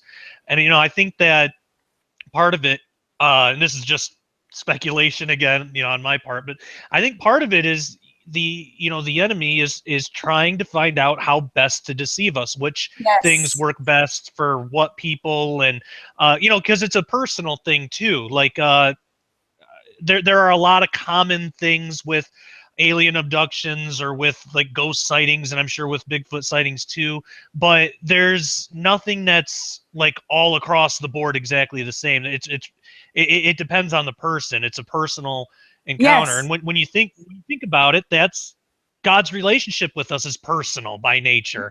So of course, you know, the enemy is going to usurp that, and he's going to twist it around to his own devices and try to use that part of our human nature that we were created to have a personal relationship and twist it to try to, get people into all these other things and break up families and have other, basically just take them away from God, to where they won't even consider that. And it's actually interesting going with the Bigfoot thing. The UFO thing. Sorry. One of the biggest cover-ups in ufology, which irritates me because and I do respect people that want, even if they don't share the same religious beliefs as I do, if they want to get out there and expose the truth, whatever the truth is. So a lot of people in ufology want, like this disclosure thing from the government. They want the government to admit what they're, they hate cover-ups basically. But the biggest cover-up in the UFO community is that the name of Jesus has authority over these things. People have stopped alien abductions by invoking the name of Jesus, just by saying, in the name of Jesus, I command you to stop. And the abduction will stop if the person, is sincere in their belief or in their salvation. Bigfooters have come out of being zapped from the name of Jesus. But you got to understand the power. You've got to understand the power of the name and the power of the blood, or it means nothing. Yeah. It's not. Know. You're covered. You're covered if you know. Yeah. Yeah, and it's the same with sleep paralysis, and that one I can attest to personally. Is that's the only thing that has ever stopped it is any kind of spiritual attack is the name of Jesus, but yeah, and so UFO researchers that will take people's accounts, and if somebody has like an eyewitness account and they'll talk to them, if they say that they stopped the abduction in the name of Jesus, that the UFO researcher won't report on that. There's very, very few. I mean, if the UFO researcher is Christian and already knows that, then they might. But in the UFO community, that's not ever taken seriously. That's like the big like MUFON cover up. If MUFON has a cover up, it's that they won't say, hey, there is a way to stop this. Because they don't believe it. They don't want to report on that. It's Christian, but I mean, it's the truth. And I believe it's the same. I believe that it's because all these things do have a common denominator in, the spiritual enemy realm. I do think that that's the way to stop any of it. And, whether it's Bigfoot or sleep paralysis or demon attacks or ghost attacks or, UFO alien abductions, any of that stuff, it always comes back to that. If somebody is saved, if somebody really, has the faith and the authority to be able to use Jesus' name, and it doesn't come from our authority, it's Jesus, it's his authority. But if we're saved and we can have access to that, and if somebody's sincere in that, they can stop these things and they'll leave them alone. That tells me, well, the Bible must know what it's talking about. Jesus knew what he was talking about, why he put so much emphasis on spiritual warfare. I mean, all throughout the Bible, it's a lot of emphasis. So I think that these take different forms, but they all have the same origin. But yeah, so that's my thing on that. But yeah, so that's really interesting. I couldn't agree more. And with Bigfoot, a lot of the things that I read or things that different Indians will tell me, a lot of times it's not something that I'd ever dwell on because I won't know, but I'm not sure if they are, how can I word this? I don't ever want to underestimate the power of deception. So They might very well know what they are. They might very well be in hierarchy, and pretty high up the ladder in hierarchy, but appear to be just dumb apes when they're down here that are doing the grunt work. I don't know, but sometimes I wonder if they're either unaware of what they are, a creation used as grunt work, or if they are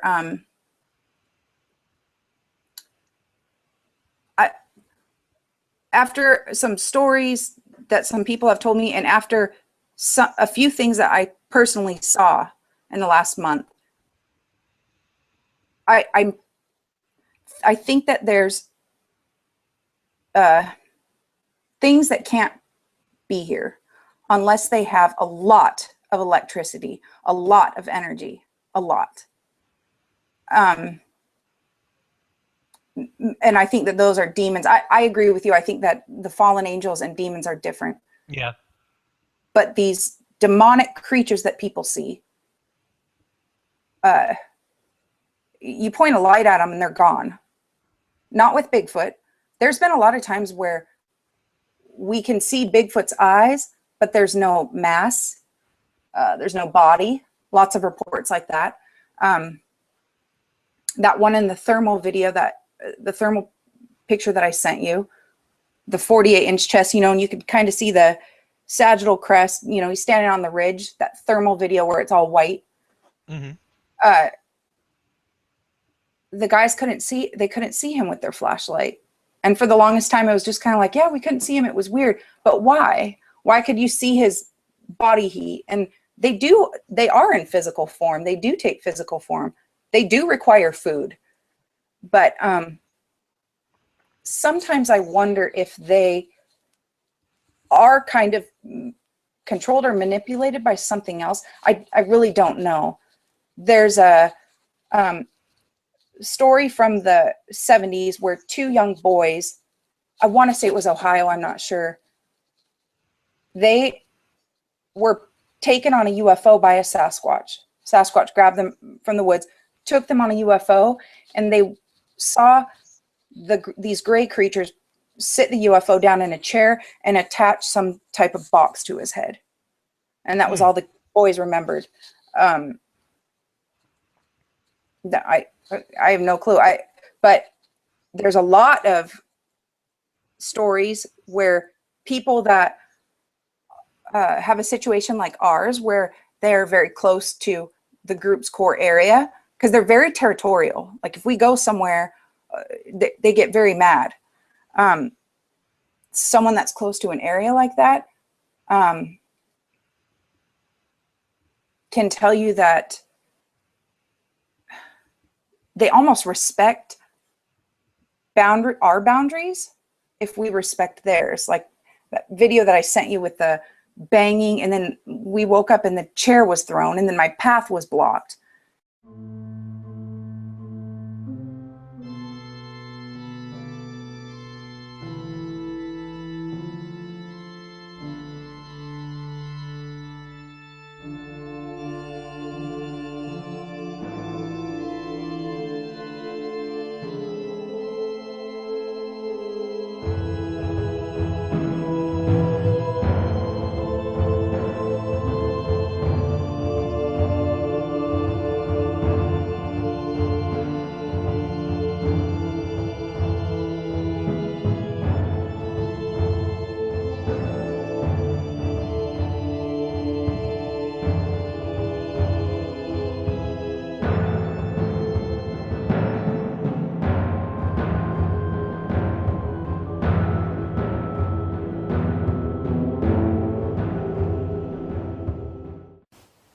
It's November 13th, 2014.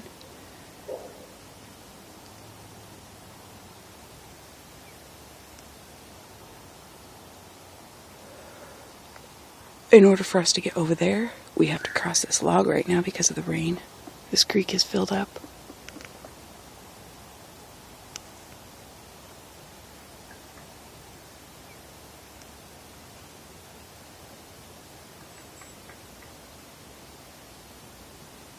And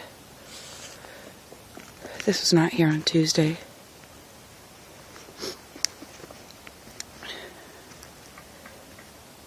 I take this as a clear sign to us that we are not welcome over there.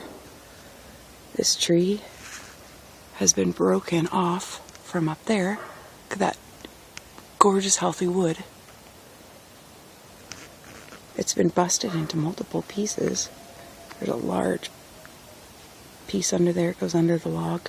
Piece there, piece there. All of these branches have been busted off as well. None of them were in here. None of them. This is a mess. This area looked just like the rest of it on Tuesday, which is the last day I came. This is a large tree, though.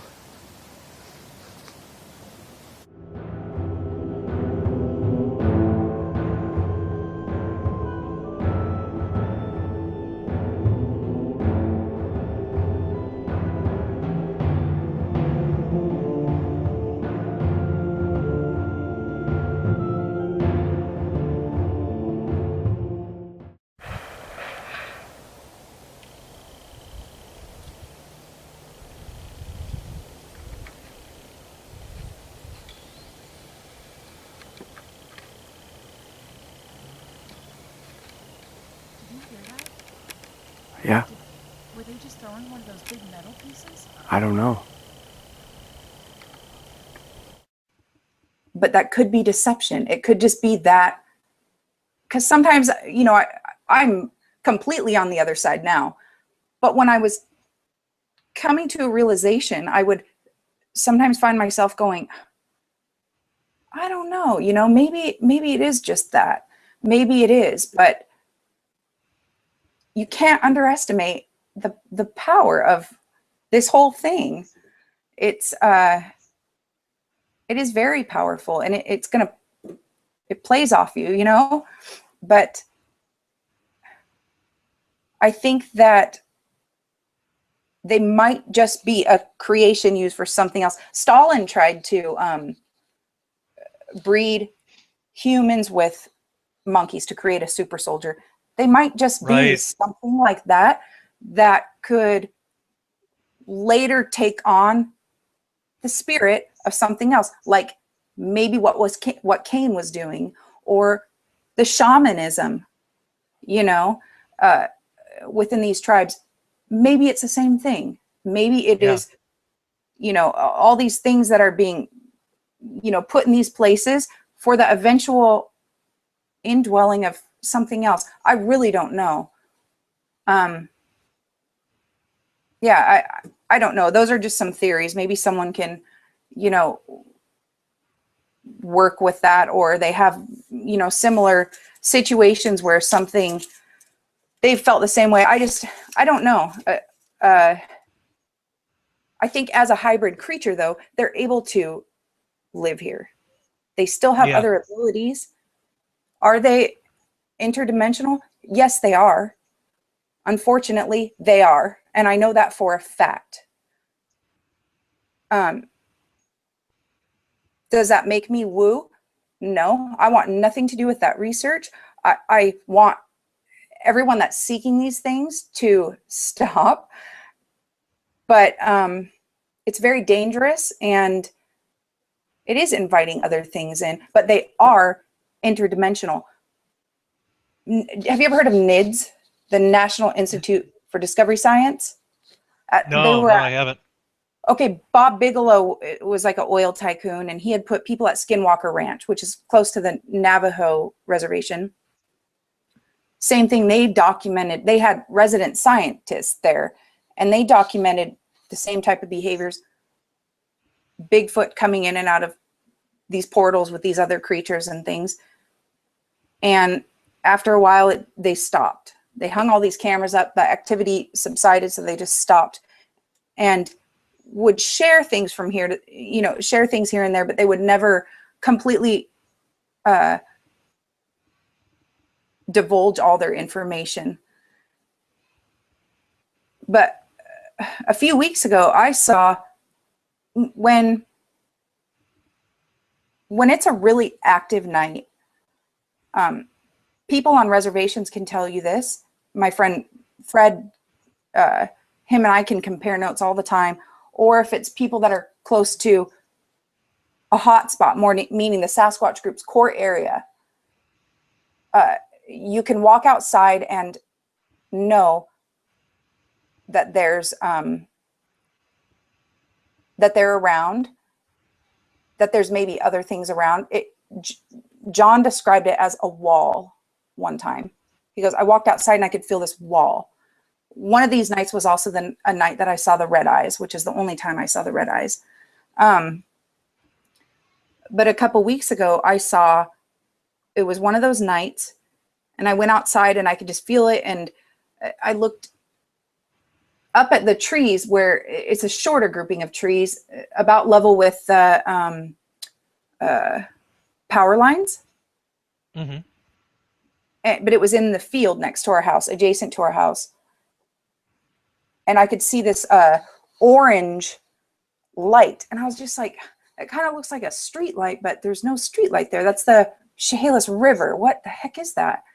And I can kind of see it like, won't, you know, it wasn't making a noise, but just kind of like, almost like it had a pulse. Mm-hmm. And a car came and it didn't just like disappear. It kind of went really, really quick. Like it, you know, shrunk.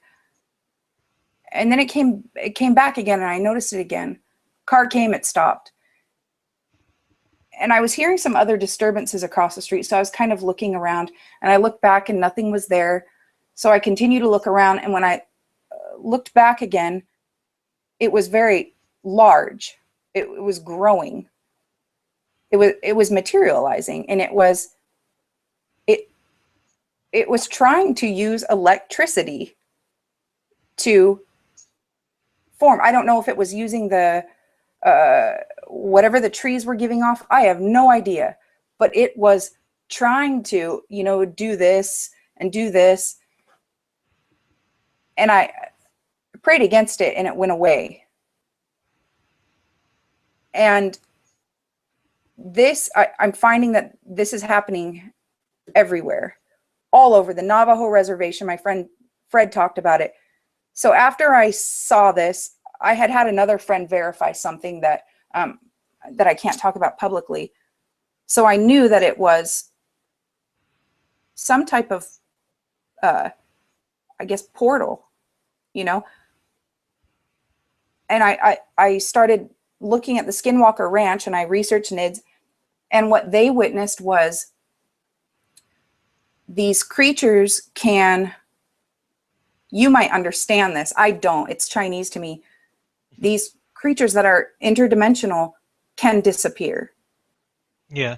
But the portal takes them somewhere else. And they were reporting orange portals also, NIDS was. An orange portal that would open up and a creature would either come out or go in. And they said that there were blue portals that were UFOs would come out of, but not creatures. Which I've never seen. I've never seen a blue portal, but I've wondered if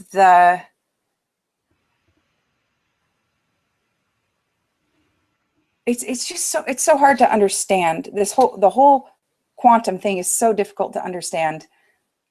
I wonder if because they're hybrid creatures, they can reside here but still be within like different subdimensions or whatever of this dimension, while these other creatures cannot, and they have to enter or exit through this portal because of the amount of electricity they require. I don't know. It's, yeah. Do you have anything to add on that? Sure. Yeah. There might be a, and you know, it is all speculation. There might be well, what you were describing about the orange thing, you know, growing and shrinking, to me that sounds like an extra-dimensional object passing through our dimension. And what, you know, the best way that I've come to be able to understand this stuff is by using analogies of lower dimensions, like, say, you know, the flatland thing we were talking about. If you know, if there was this two-dimensional universe called Flatland, and all it had was left, right, forward, backward, no up or down, and if you were to drop a ball, you know, a three-dimensional ball through Flatland, now what would that look like to a Flatlander, to a two-dimensional being? What they would see in front of them, they wouldn't see the ball, you know, because that's up and down. They wouldn't see it actually. But when it started to breach their dimension, they would see a point in space, and then it would grow into a circle, because we're in two dimensions. So, or they're in two dimensions. And the circle would grow until you know, a certain point, till the full width of the ball was through, and then as it left, it would shrink.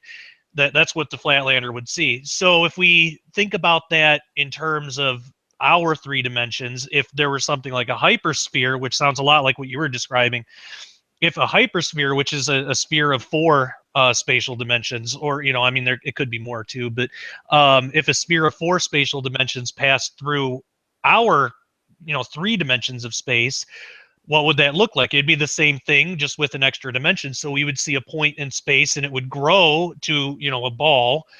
And as this thing was passing through, it would just look like a ball that grew until the width, and then it would shrink back and disappear, just like the Flatlanders with the circle. And that sounds a lot like what you described with the portals. I've been wondering a lot about that lately too. I mean, really ever since I started thinking about extra dimensions. And the best explanation I can come up with is I think they, meaning extra dimensional beings, fallen angels or whatever, I think they have some type of technology that allows them to somehow, and I cannot get my head around how this works, somehow shed some of their dimensions or be able to exist in our. It would be like if we wanted to exist in Flatland as a Flatlander. How impossible would that be for us? We're 3-dimensional. I mean, we can't get rid of one of our dimensions like that. So I think part of it is that with these portals, that somehow that portal allows them to do that. And then I think some of it is if I didn't have technology like that, or if I didn't have access to a portal or something, and I wanted to inhabit Flatland, the best I could do is walk through it, and the Flatlander would only see a section, like a 2-dimensional section of me. So if I put my finger in Flatland, they would just see a circle appear out of nowhere. Or if I put my hand in, and they would see 5 circles, but to the Flatlander it would look separate, even though it's all part of one thing. So I think that might be part of it too, in a sense, that when some of these extra dimensional creatures come through, in a sense they're just kind of passing through, and we just see a 3-dimensional section of it. And that could look incredibly detailed. It could look like just a full creature of some kind, an alien or Bigfoot, or but that might only be one 3-dimensional section of a larger thing. But if something like that was passing through our 3 dimensions of space without a portal, we would expect that being just change shape and form, and I think that's what shapeshifters are. I think we're just looking at more 3-dimensional sections of the same creature, but it's changing shape and form and size and all these impossible things because of the extra dimensions.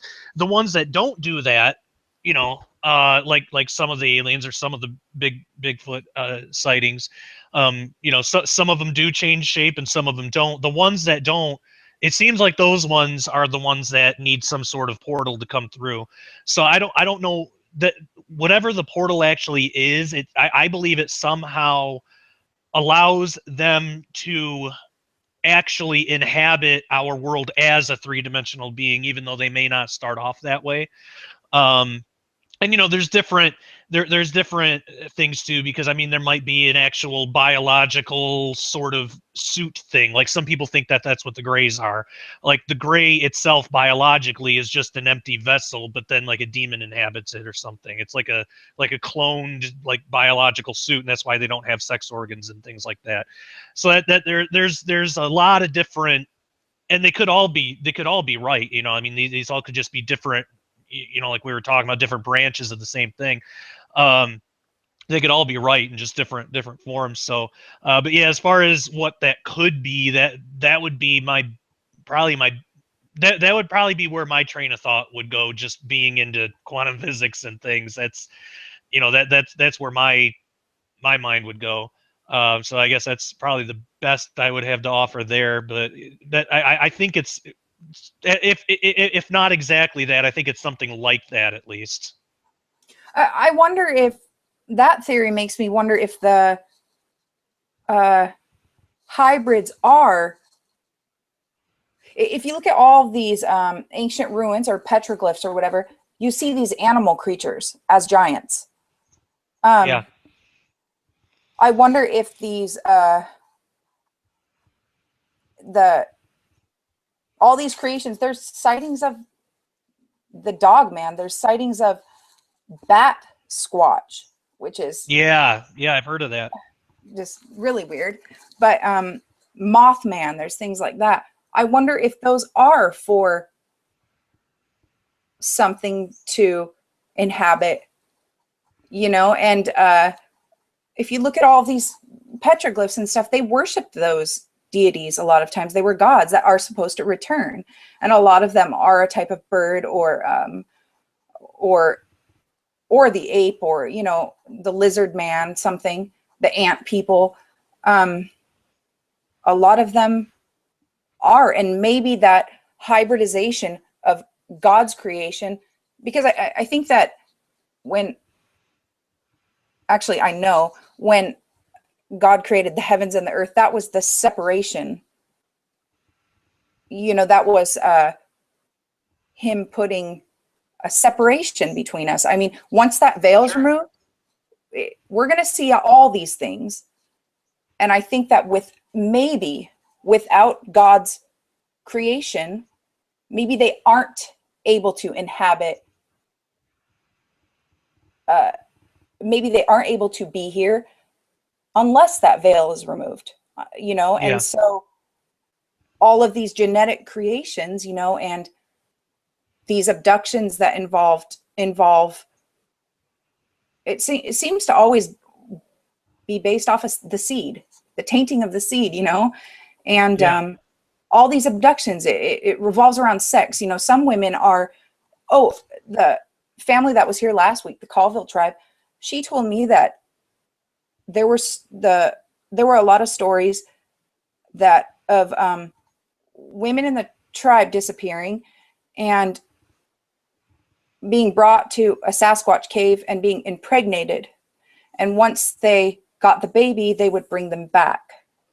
Oh, wow. And yeah, and there's, you can Google it on the internet. There are stories like that. There's nothing that can be proven, but DNA's come a long ways since those things.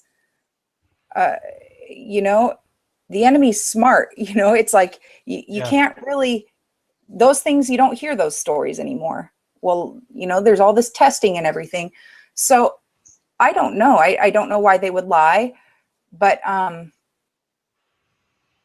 it makes sense. It makes sense to create all of these things. He can't create, but he can corrupt.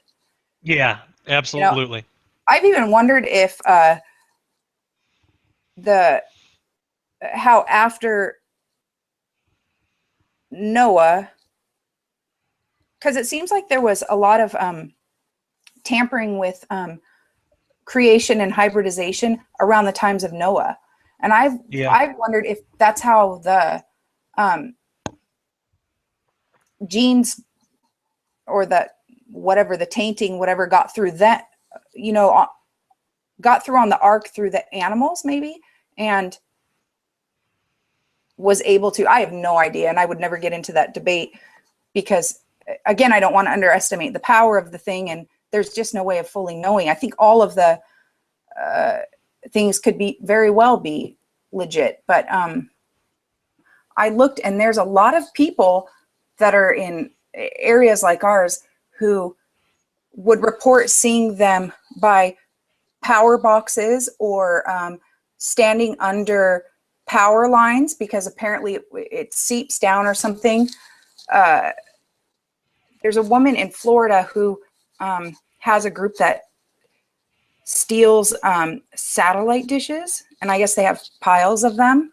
And there isn't much that you can find regarding stuff like that, But Right.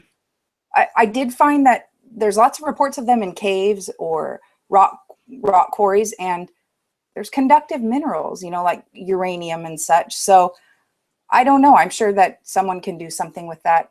So the markers and stick structures, people report different things. Some people find little teepees, and towards the end of those pictures I showed you, or the video I sent you, are some of those more teepee-like structures. Kelly Shaw of the Rocky Mountain Sasquatch organization, they're pretty well known. They're always pumping out footprints and pictures. They have the most fantastic stick structures. They're in the Rockies. And he gave me permission to use those. So some of those are mine.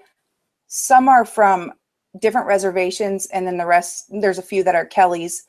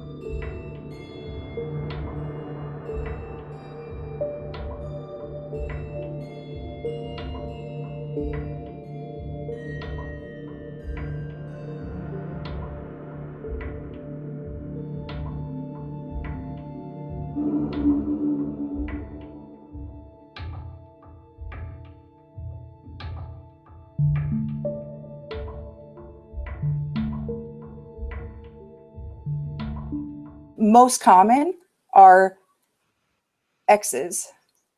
I don't know what that means.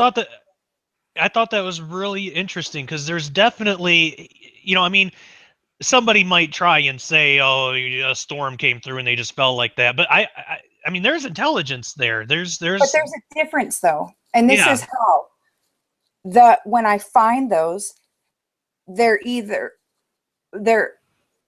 a different species of tree from the surrounding area. Oh, That's wow. that's why I call them markers, because to you and I, someone that's not aware of the behavior, you can walk around a wooded area, and just, you could say, yeah, that could have fallen like that, weird. But if you really sit there and look, sometimes there will be what I call a hanger, and it'll just be a branch that's placed in a tree, not from a species around the area, though it couldn't have fallen. And then usually a couple feet away, you'll find another one, and it's usually some sort of trail, always a different species of tree, or multiple species of tree. And some are like a mile away that we'll find. Wow. And so it means something. I have no clue what, but it's common. I mean, I can find that in pictures all over the place. Sometimes I'll find pictures online, and it's not even from a Bigfoot site. I'll just type in weird X stick structure or something like that, stick art. And there's people that are oblivious to these things who will post that. There'll be, a bunch of branches laying in the fork of a tree that are just completely different types of trees. And again, I have no clue what it means, but those are very common, the X's. And some people find teepees, we find a lot of squares, but Oh, okay. most common for shapes it's a rectangle with a missing side. And sometimes there will be a few in a row. It's really, really odd. And a lot of times they'll be in the middle of a field, and it's like, The cows didn't do that. You know, who did that? Why? Could be a homeless guy, but don't know why he'd be on a reservation. And it just doesn't make sense. And again, you find it all over the internet in Bigfoot areas. So, threes is another common thing. I sent you were telling me about that, and yeah, you sent me an audio file that has 3 howls in it, I think. Yeah, yes. tell us about that. What's going on with the threes? And also, the video clip after that, the Sasquatch territory, it starts with, I turn around and look at the camera, always 3 bangs too. The audio clip from last week, they've been doing that. Sometimes they'll just, you know, randomly hit stuff. But if we go over there, we've heard the banging on an abandoned metal building over there. It's always 3. We even had our friend Wes, they were out here the night that a big group saw this weird orb going through the trees. Same thing, banging, 3 loud bangs. The howl. There's a few different cryptolinguists that are not Bigfooters, but they will. There's Scott Nelson, who isn't a Bigfooter. He's a very intelligent. He did the study of the Sierra Sounds, which we'll get to. Then there's another one. His alias is Monongahela, which was the mountains where he had his first encounter. He's a believer. He was a cryptolinguist, and he can, you know, cryptolinguists, they can run it through software to match it with known animals in the area. And if it doesn't match anything, you know, it spits it out. A lot of his stuff, he just knows by ear from doing, you know, years of, you know, cryptic, encrypted files. When I sent him a lot of my audio files, I would have verified because I didn't know. I wanted to know. I had no clue the range that cows or coyotes had. When I sent him the 3 howls, which I think I have 12 of the same howler 3 times, he wrote me back and he said, the 3 howls is Sasquatch for sure. Anytime there's a hot spot, it's 3 howls. That's how I always know a hot spot, because they'll send me 3, you know, the 3 howls. And Wow. At the time I thought, you know, oh, that's weird. I wonder why. But something is with the 3s, and it could be coincidence. I've heard some of the 8 group go, maybe they can't count past 3, but I don't know. Maybe it has hidden meaning. Maybe it doesn't. I don't know what, you know, it would have, but I find that odd.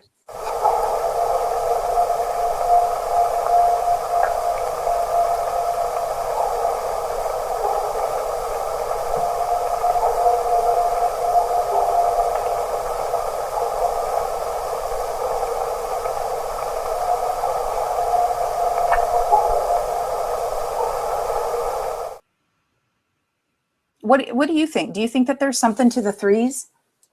Yeah, there might be. I mean, well, I think like the typical like biblical response would probably be, you know, from Revelation, 1/3 of the angels fell. So a lot of times things will happen in 3s when it comes from that side of things.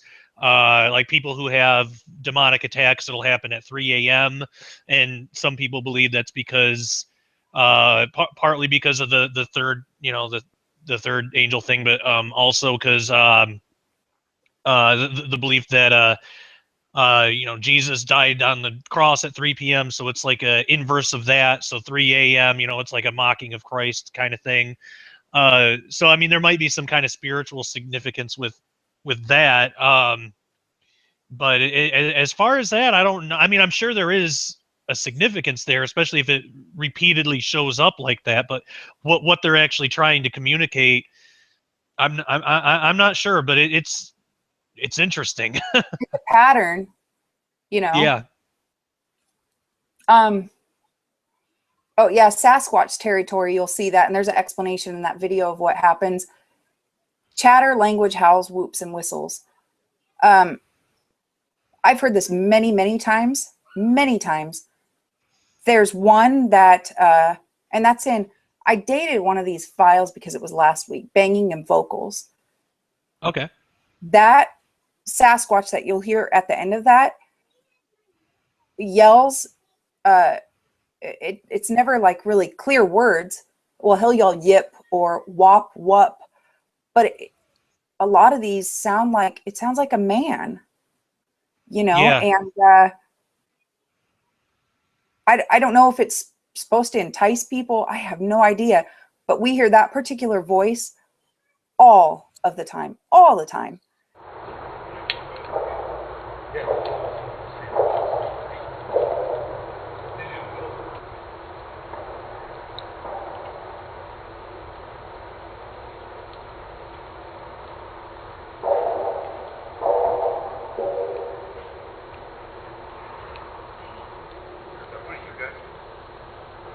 Huh? Did you guys hear that? Yeah. John, was that at the barn? Yeah. Where? Started out over here. Then it moved over there.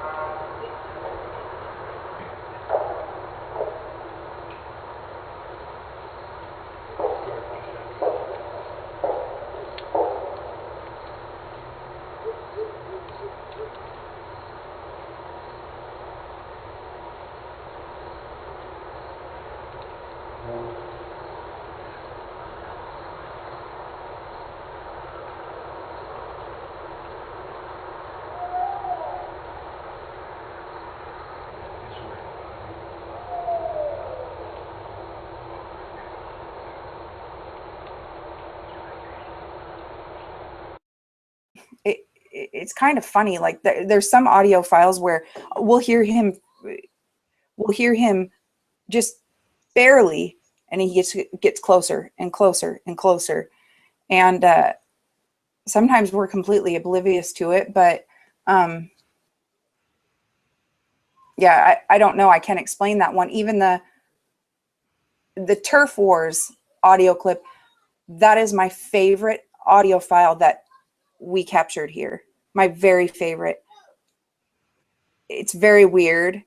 You'll hear all the knocking on trees. Yeah. And then you'll just hear the craziest sounds, like oh.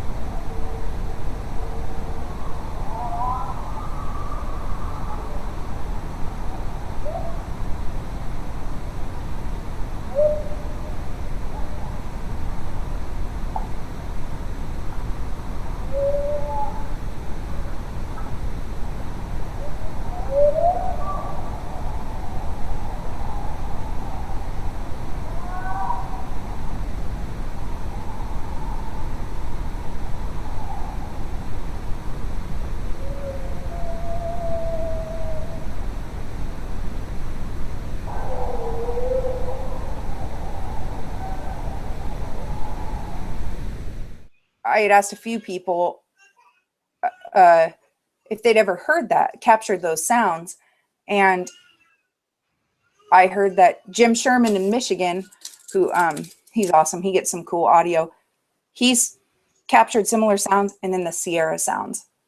So that one is just fantastic. That Terra 4's one, because you know, if you go on YouTube, you'll hear a lot of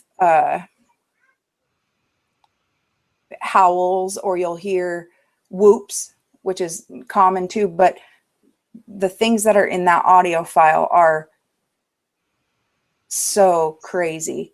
And it starts with, they just started banging on trees, you know, and the guys heard it live, and they walked down there with a thermal camera that had been lent to us, and nothing was there. But those sounds are crazy. And you could tell that there's a dominant one. There's an obvious dominant one.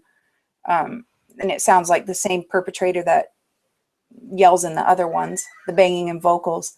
The Sierra sounds. One of what is the story behind those? Because I listened to them, and I didn't really know what to think at first, because you know, it was just the audio file. But I mean, what is it? To me, it just sounds like a person growling in a microphone. What's the story behind those? It's not. One of your when you had posted that we were going to do the show, one of your listeners said something about Ron Moorhead, and I sent him a message, and I said, hey, I'm going to be on Josh Peck's show. Ron Moorhead had gone to Peru with L.A. Marzulli. You know, he knows who, you know, all you guys are, I'm sure. I said, I'm going to do a show with Josh Peck, and one of his listeners asked about you. Will you send me a few of your files? And he's like, yeah. So he sent me 3 of them, and they're numbered 1, 2, and 3. And the first one, these were done in the 70s. This was years of accumulation with Ron and his research partner. And Ron finally compiled these years later, after extensive studying went done. There was a year-long study by, I think he said, I should look at that to verify, University of, I want to say Wisconsin or something, but I'll verify that right now. They were able to determine that nothing was altered with the sounds. Nothing was, they're real files.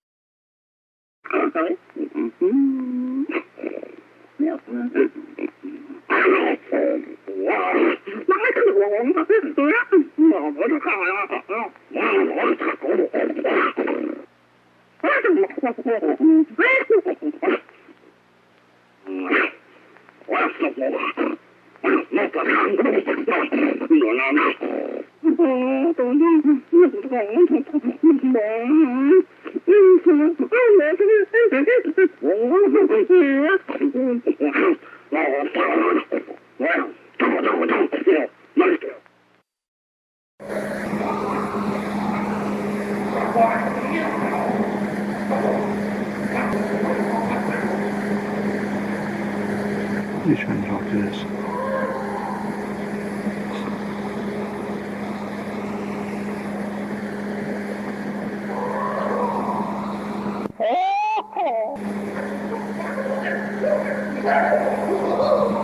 Somebody actually.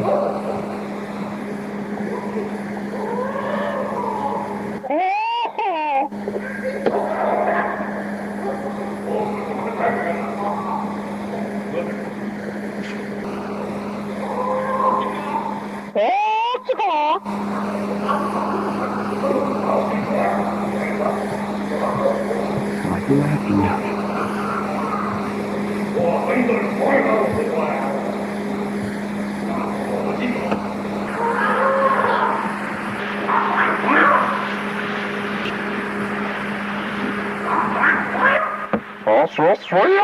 So then Scott Nelson, who is the other crypto linguist that I was telling you about, he's a professor. He did an extensive study also, and there, if you YouTube search Scott Nelson Bigfoot, I'm sure it would pop up. He shows that it is, in fact, a language that they're speaking. And Wow. yeah, and what the very first recording that you'll hear is it sounds like, that's what I'd call chatter. I've heard that before. Not that clear, but the kind of sounds like what people call samurai chatter or monkey chatter. And when they slow down, here we describe them as sounding like deaf Indians, almost like an old Salish dialect. Ron says that the ones in the Sierras that he heard sounded more like an Asian or, some type of Oriental type of language. Scott Nelson said it is indeed a language.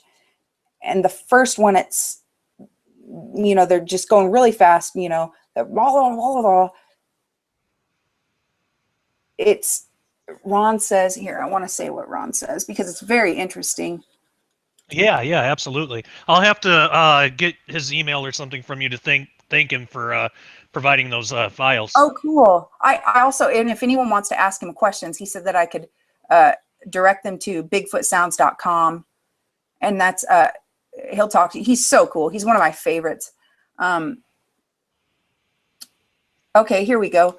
So, I'd like the aggressive clip to be played first and explained. That was one of the first sounds that they ever recorded. And they thought that it was trying to intimidate them, which is also common in Sasquatch things. Like, it seems like they'll try to get people out of there. They'll come to the tree line and bang on trees, for a while. Ron said they didn't leave and they didn't shoot at them, and they were inside their shelter during that recording. The second, that's the first one. Yeah, the really fast one. The second one was 2 years later at the same camp, and it's obvious they were trying to communicate. The cryptolinguist said it was the same vocal mechanism on both recordings, and he thought that they were trying to slow their garble down to something they could understand. Oh, wow. Yeah, and this is the first time this type of behavior was observed and recorded while they were outside the shelter. These are also the first recordings of Bigfoot, the first known audio recordings. That's also when Ron got a quick look at one of them. But the cryptolinguist, they know, he knows he can break down languages. Like, I'd heard something like the A in father, the ah, the only being that can make that sound is humans in a great ape. Oh, wow. Okay. Yeah, I had heard that. But this goes beyond that. It's a complex language that they're speaking. And I have audio clips of them talking. The one that I sent you, there's chatter, howls, and whoops, that audio file.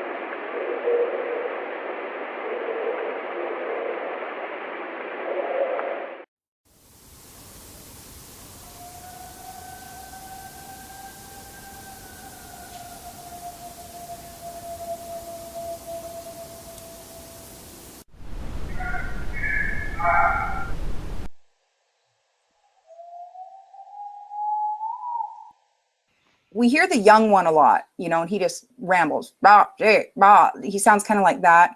Or we think that he's also the same one that yells, woohoo, or whoop, you know, yip, like he's a younger one. The alpha male has a very, very deep, growly voice. And in that one that I sent you, the chatter, howls, and whoops, it sounds like he's singing. It's weird. Yeah. You know, it's kind of like, whoa, whoa, whoa, kind of like that. I can't get nearly as deep as him, but it's not just normal talk. It sounds like he's singing. It's very odd. And Ron says that the third clip is from the same time. Oh, those are funny. That's Ron mimicking them. And they were yelling back. Oh, okay. So Ron is by the recorder, and there were two creatures communicating, and he started mimicking them. And they thought they were in confrontation with each other, the two creatures. So he was yelling back. He was probably getting them fired up, which is pretty funny. But yeah, he says he can answer anything if you go to bigfootsounds.com is easiest. He says ronmorehead.com, but bigfootsounds.com will lead you to anything you need to know if anyone wants to ask questions. But if you go on YouTube, you can YouTube search Sierra Sounds and hear some of those, and it's crazy. It's hours of audio that was compiled over a few years. Have the ones that he sent, these three, have they been analyzed at all? Has there been anything done to show that like it definitely couldn't be a human, or that he did? Yeah. Well, did anybody has anybody those are the analyzed ones them? that went through those are the ones that went through Scott Nelson. Scott Nelson did a very large thing. Oh, okay. I guess that he said that it would be extremely difficult for a human to talk that quickly and throwing that many, fitting that many sounds in that quickly for as long as it does. I don't know that impossible is ever ruled out, but a lot of people hear that chatter. A lot of people. And, I've heard it. We've had guests that have heard it. It's very common, and it's weird.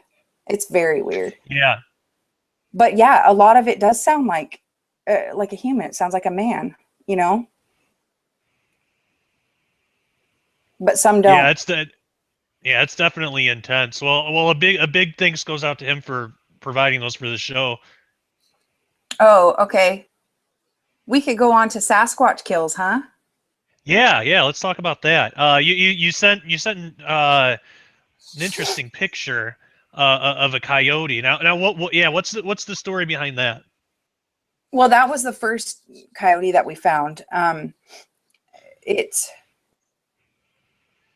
It was decapitated, and its pelt was hung from a tree by means of wrapping its tail around the branch. So we knew what did it. And it was just past the fence on our side. Again, those boundaries. And it's in the same area. The place where I find the Sasquatch or the coyote remains is in the same area where I got that daylight picture. I've never one time found blood. Never. Wow. Never. The only time I've ever found a skull or seen a skull was that coyote. And I found the skull placed on a rock down in the boneyard, which is an area where we find lots of bones, but never skulls. I've never found a coyote skull since, or any other animal. Never blood. This gets really weird. It's like a lot of the mutilations that people attribute to UFOs, that there's never any blood found. Exactly. And I didn't learn that until recently about the how the cattle mutilations are usually very clean of blood. 'Cause there's something more odd about them, though. When I wish I would have gotten a picture of it. Things like that gross me out. It's nasty. Like, I'm a mom of 3 and I don't even like changing poopy diapers. Like, it just is gross, you know? I hear you there. I hear you there. I don't like it. I think it's gross. I think that I almost get offended when one of my kids poops. I'm just like, oh, change yourself, 1-year-old. But yeah, why did you do this to me? I know what you mean. just did that an hour ago. But yep. We've heard them die, the coyotes. Oh, and wow. for about 10 to 15 seconds, they make really weird noises. Very weird. To where we questioned what it was. I do have pictures of the clumps of hair on one of them, but a lot of times we'll find clumps of hair. And if you follow that, it's a nice, neat pile of innards. No pelt, Oh, wow. no pelt, no skull, no bones, just nasty innards.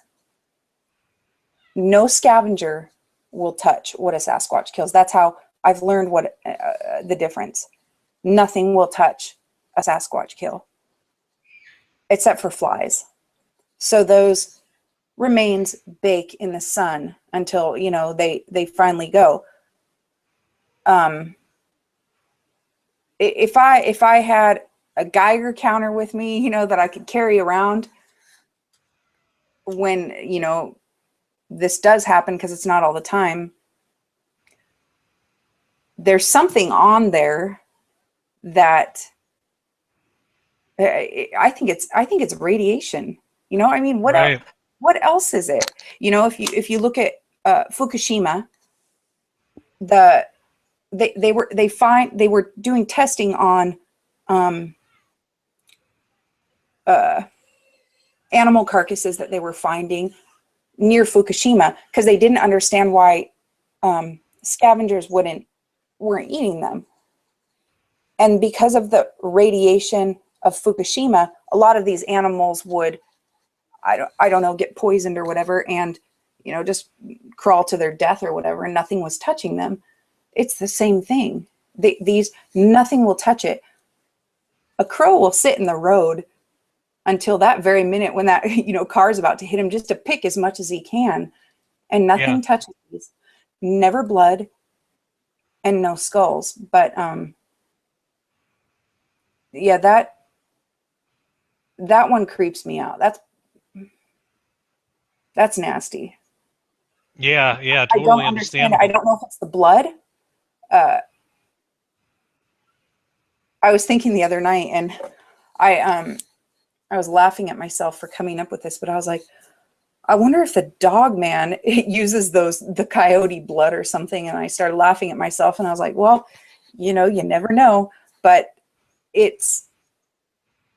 where is the blood? What are they doing with the blood? They're killing it right there. I can see everything. Where did the blood go? You know, it's very odd. Very odd. Yeah, I know there's some theories in ufology that they take the blood for genetic studies, or to make, you know, to actually create hybrids and stuff. It very well could be something like that. And then the radiation thing's interesting too, because a lot of cattle mutilations, the sites of them, or even the carcass, will be radioactive, which is really? it's See, I interesting. couldn't find anything like that on the cattle mutilations. Yeah, there's not a whole lot, but I've heard reports of that, and there's always something with radiation, or even and I think, like with the portals thing we were talking about before, I think there's an element to it that's radioactive, because whenever they do readings where a portal's been seen, usually it's with, you know, UFOs or something. A lot of times the radiation spikes. So I mean, it does seem like that there's something there. Mm-hmm. Oh, the portals. You know, one more thing that I didn't say. I had sent you, I guess that was up with the Woo, but I didn't discuss that. The photos, the Woo 1 through 3. Oh, sure, yeah. That's that's an uncomfortable subject, but when I see those pictures, I get very uncomfortable. But those people are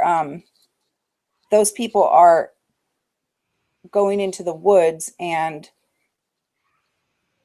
trying to bring a Sasquatch, or one of them said fairies, other things, through these portals, through shamanic ceremony. And that's what those pictures are. You know, that's how deep some of these people are, to where there's groups of Bigfooters going into the woods and trying to open these portals. Did you read the picture captions? Those were direct quotes. I couldn't believe it. Wow. It's Yeah. sad, And it's amazing. Yeah. And it's amazing to be able to even get a picture of that. And just when I first saw him, I mean, I was blown away. But yeah, it's interesting. Mm-hmm. And I don't know the validity of the lights that are involved in those pictures. You know, I wasn't there, I can't say, but it kind of looks like that orange one that's coming up. I've filmed things in the sky, a UFO even one time, that my camera was bouncing around a little bit, and it looked like that, like a trail of light. So wow. it, you know, if you're moving, it just, you know, it just looks like that. I wouldn't be surprised if that's what that orange thing was, because it looks the same color as what I saw, and the same color is what other friends have seen. But all of them look like they're worshiping. Yeah. Like, don't they? Like they have Yeah. their hands, they've got their eyes closed. And like you said earlier, they don't say that they're praying, but they are. And I had no clue that it was that much, that it was that deep with a lot of these things. But those are the same people that talk about being light workers for these Sasquatch. It's very new age. Very new age. And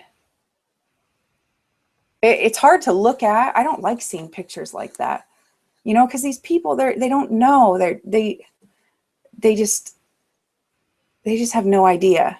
They think they're doing what they're supposed to do. And it's so, though that aspect of it is so incredibly scary and demonic to me, because they're opening doors, and have you ever heard of Keith Green? I'm not sure. I was raised on Keith Green's music. He's an old Christian singer. He died at age 28 in a plane crash, at very young, but he used to be a hippie. And I was raised on his music. My mom attributes her salvation to, well, first to her dear friend who shared with her, but the music of Keith Green really helped her. You should look him up on YouTube. Old school music, Yeah, I will. 70s music, but awesome. And in one of his songs, he says something like, oh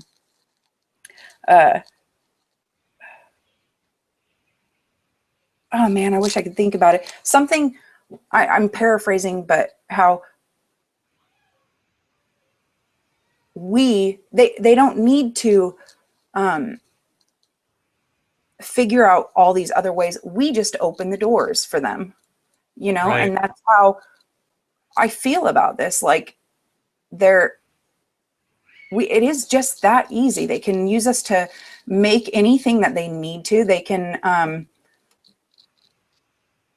it is that easy. We opened doors by seeking these creatures unknowingly, you know. Yeah. Never would I have ever, not a chance. Oh, I totally get it. When I was into new age stuff and astral projection and stuff like that, I opened all kinds of doors and I had no idea what I was doing. And then when I did, I mean, that's a rude awakening, because stuff was coming through and we had to, but again, it goes back to, it was intense. I mean, it was to the point, it was so bad we were all sleeping in the living room because, you know, so we didn't have to be in different rooms. It got bad. But through that, I really believe it, in the Bible where it says, God works all things together for good for those who love him and are called according to his purposes. It doesn't mean everything will be good, but they can all be worked together for good. And in my life, I can look back and say that was one of those bad things that was worked together for good, because that experience and all those spiritual attacks, they were horrible, and I was afraid for myself and my family at the time. But that led me to search out spiritual warfare and really get back to God and really dedicate myself to Jesus. So and I'm sure that wasn't what the enemy was trying to do with that. I'm sure that, but whatever they were trying to do, scare us, whatever, it backfired. But unfortunately for a lot of people, it doesn't, because when I was messing around with that stuff, it didn't turn unpleasant until all those doors were open, and until I decided I didn't want to listen to one of these beings were trying to tell me to do something, and I didn't want to listen because it just seemed off. Basically, so I was really into astral projection, which for those who might be watching and don't know what that is, it's the idea that you can leave your physical body, without dying. It's like a meditation thing, and your consciousness leaves your body and you fly off into the astral plane or whatever. And so I would do this, and I do believe it's a real thing that really happens. I don't think anybody should do it. That kind of stuff is forbidden by the Bible, for good reason. And sometimes you encounter beings on that side. And I encountered a group of them, and long story short, basically they said if I ever needed help to get out of my body, I could ask them and they would help me. And something just seemed off about that.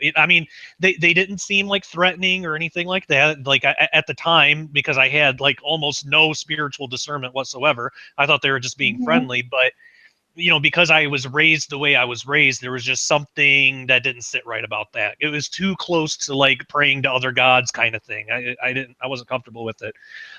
So the next time that I was meditating and trying to astral project, I remembered that, but I decided not to take them up on that offer.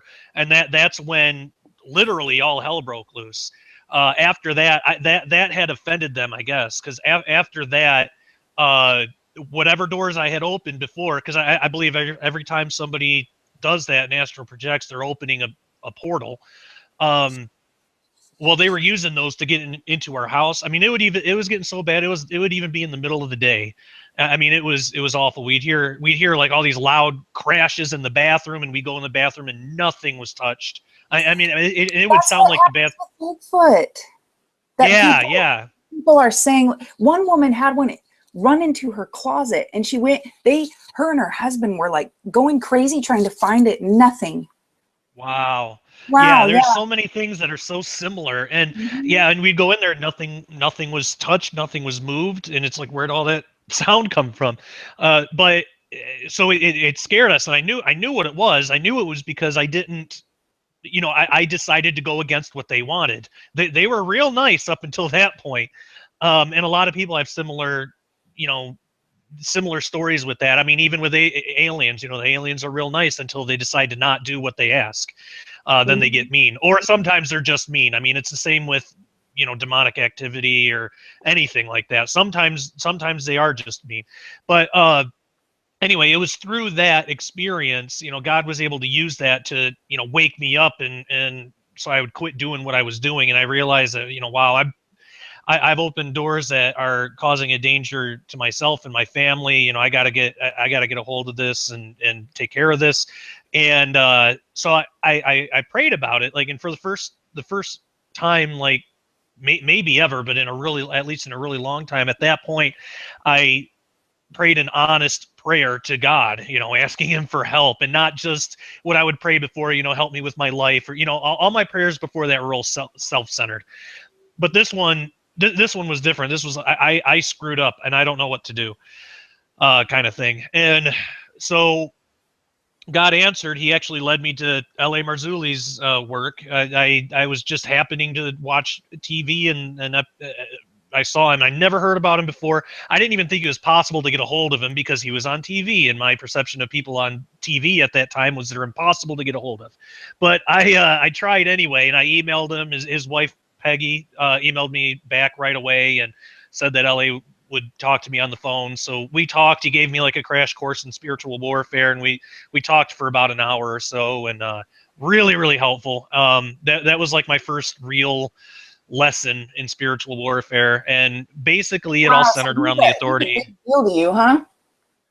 Yeah, yeah, and it all centered around the authority of Jesus. So I did all that stuff, and it worked. I was able to, through the authority of Jesus, was able to get rid of that stuff and make it stop. And I learned a lot through that, and that really took me to where I am now. But yeah, it's interesting how many similar things like that tie all this stuff together. Yeah, even talking to you, I've learned a great deal of similarities that that I recently would, that I learned myself or come across on the internet. It's crazy. We never, the Bigfoot group here have been here for a long time. There's different groups of them on the reservation. I think that us become seeking and wanting to know, and it took us months to hear one. Yeah. I think that just slowly, eked open a door, but they're right there. They live here in a sense, Yeah. And I don't know that we will ever be able to not hear them. I don't know. They don't, it's kind of funny. Before I knew what they were,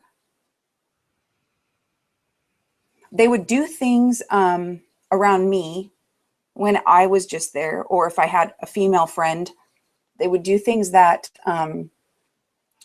would make me, I love animals, big time. I love animals. I hit a bunny once with my car and I cried for 3 days. I just felt terrible. But, and I can't, like the commercials with Sarah McLachlan singing, I'm just like, oh, turn the channel, but they would do things that were very animal-like, but just to me. And I wanted to I didn't think that they needed protection, because they don't, but I wanted to study them. I wanted to learn I wanted to see what they do day to day, like Jane Goodall, but Sasquatch. And Right. John, after a while, John wanted to shoot one. And that angered me, and we fought about it quite a bit. And a man from Texas flew in and visited the property and offered a lot of money to do so. I know it's happened, and those are just stories, and it probably will happen again and just be stories. And it's going to hook 100 more people. And off that, it's going to branch 100 more people that are going to stop doing what they're doing, and they're going to start trying again. But something goes wrong in all of these accounts. There's so many accounts. You can Google it. There's a lot of accounts. It's not just Justin Smeha. There's a bunch of them. Something happens to where they don't take the body. I don't know if the people just don't talk, or if it's just something they can't even explain. I don't know. I wasn't there. But if anyone was going to shoot one, it would have been John. It would have been us. A lot of people that are still in the Bigfoot community think that we were hoaxing, because they don't believe that one place can have that much activity. And I'm in no way bragging about that. I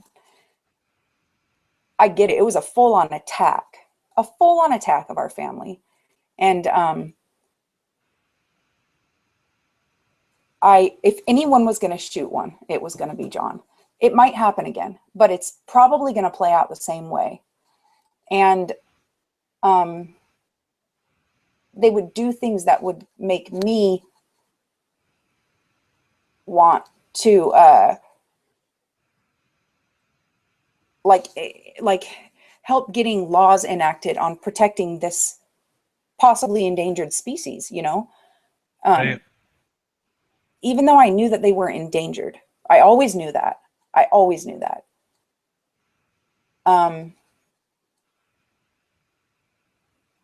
It's hard to explain once things happen.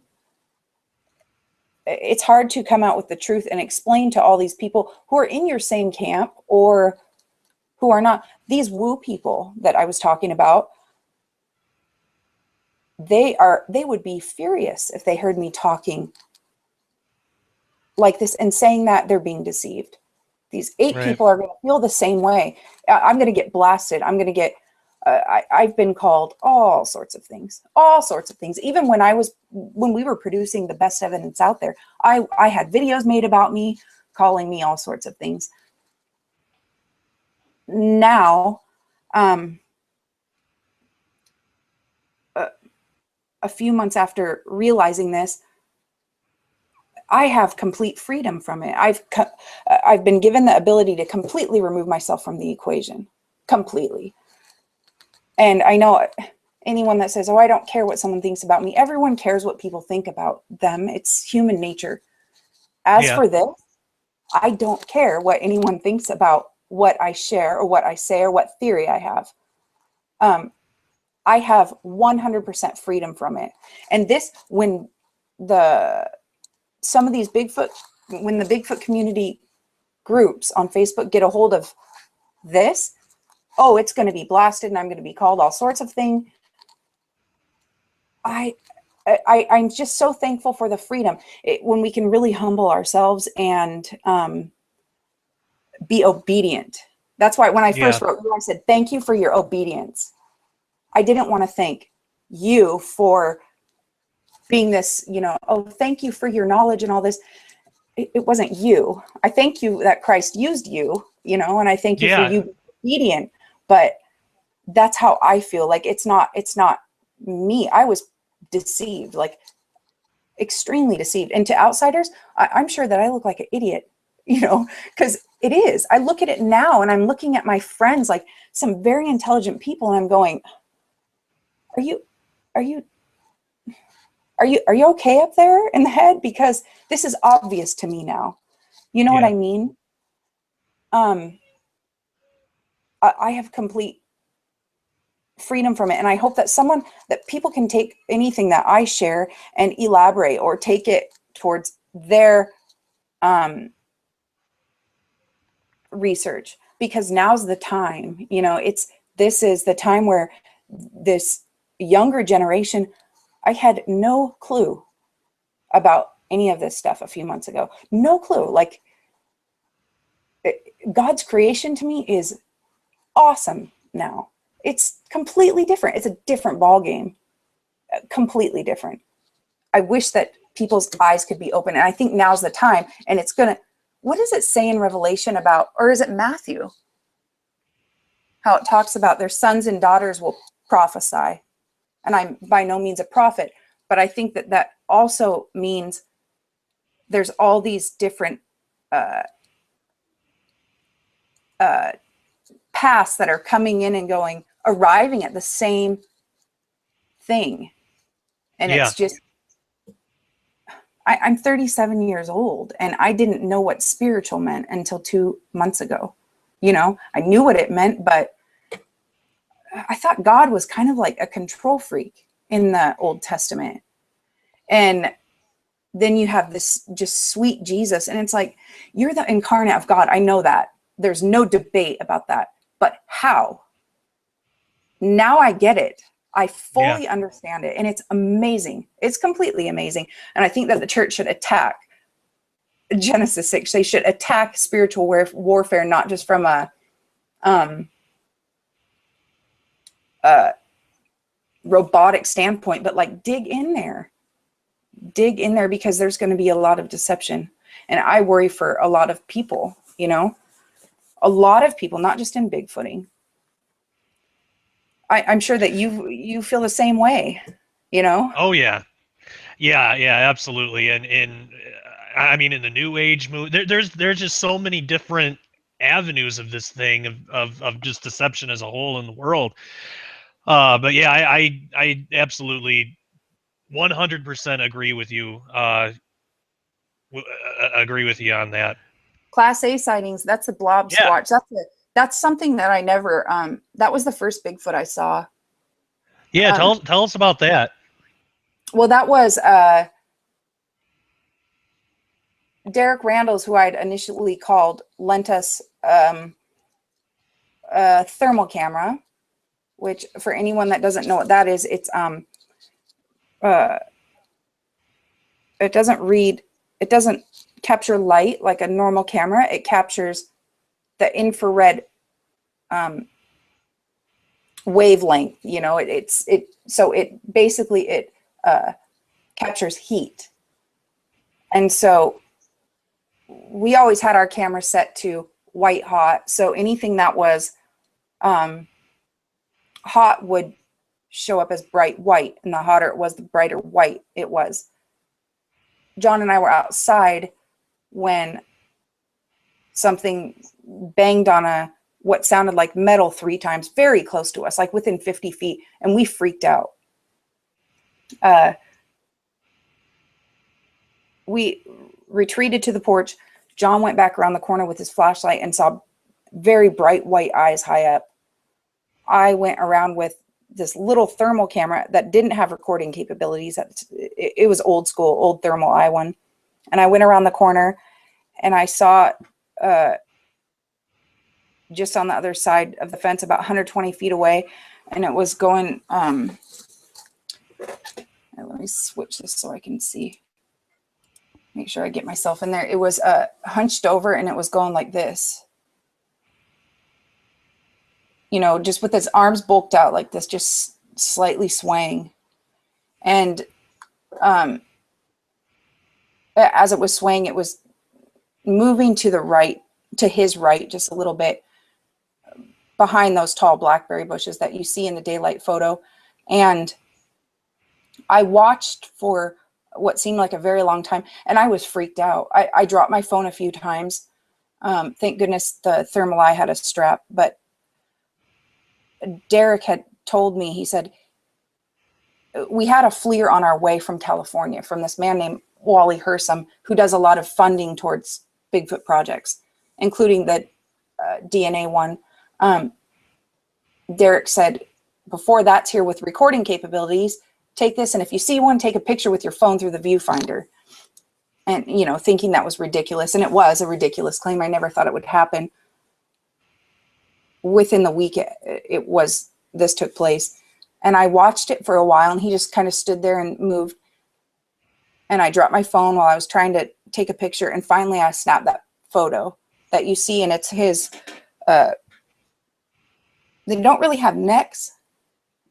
And I think it's because the trapezius muscles are just so massive that it just, you know, comes up to here. I'm not sure, but I've seen them during the daylight too, and it's the same.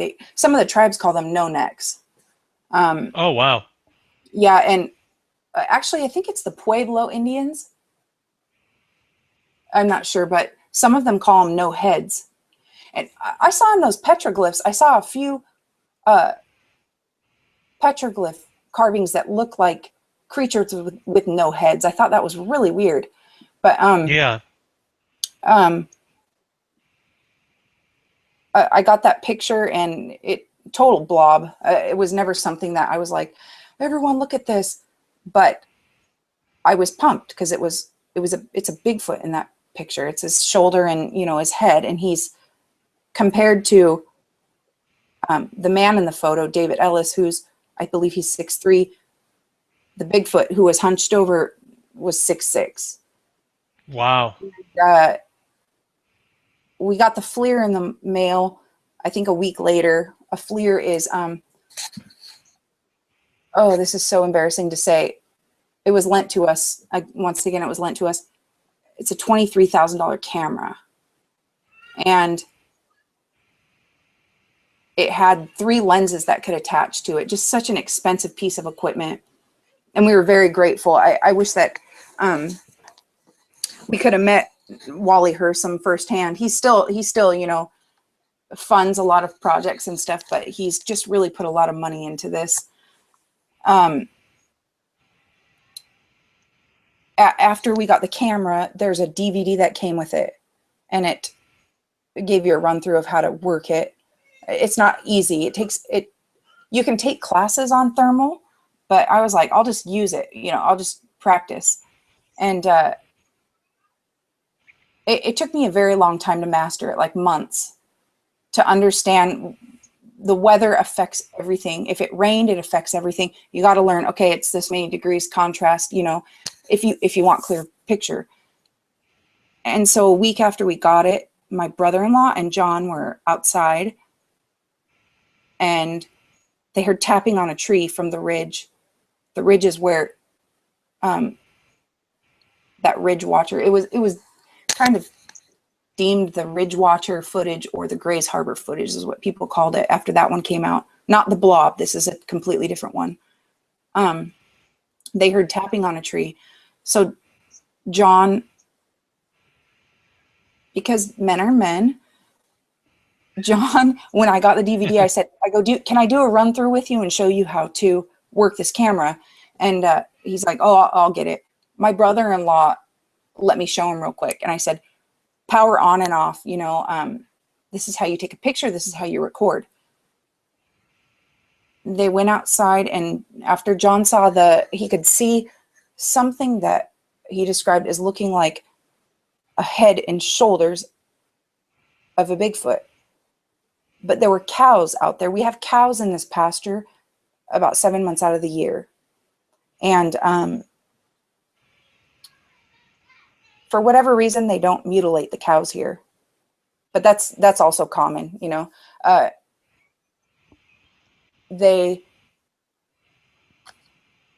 John couldn't he snapped a picture, and John couldn't understand how to record. So my brother-in-law got up, he located it and recorded what it was. And while he's recording, and it doesn't do sound, only picture, John whistled and stuff, you know, trying to get the thing to move. They couldn't see it moving, and they couldn't see it with his flashlights.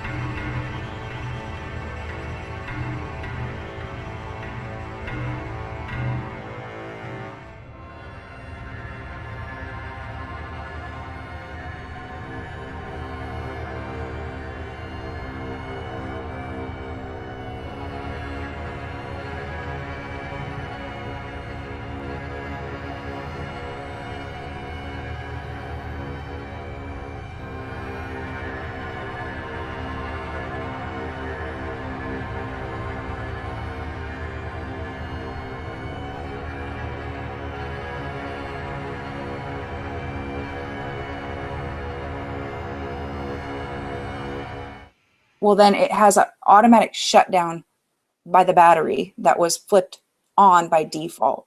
And after a certain amount of time, the camera shuts down and it takes 3 minutes to warm back up, unless you put it in whatever mode, sleep mode. So it shuts off. By the time they get it back on, it's gone. And this is typical Sasquatch stuff. This happens all the time. All the time. Dead batteries when they shouldn't be. Brand new batteries. The video I sent you, Sasquatch territory, of the broken tree limbs, how I went to retrieve the camera and it banged on the metal building, that should have been captured on that thermal footage that I went to retrieve. That Oh, wow. tree, it should have been there. Countless times this happens all the time.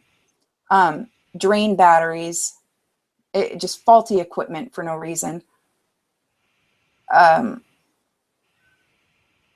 It seems like the only time that people get footage is when they're actually holding the device.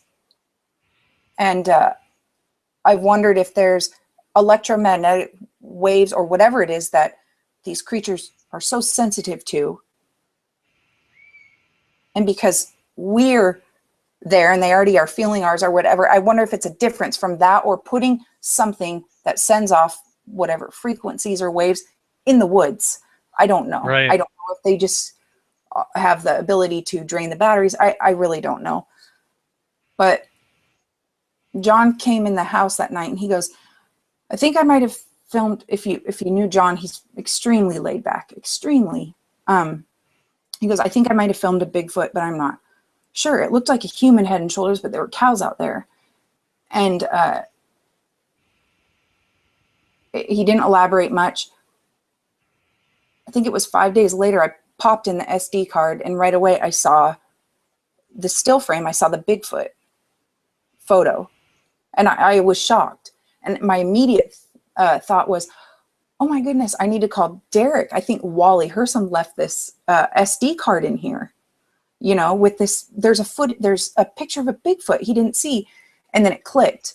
This is what the guys got last week. And I looked at the date and it was, and I called my brother-in-law and John, and they came and looked at it and were shocked. And then we rolled the video, and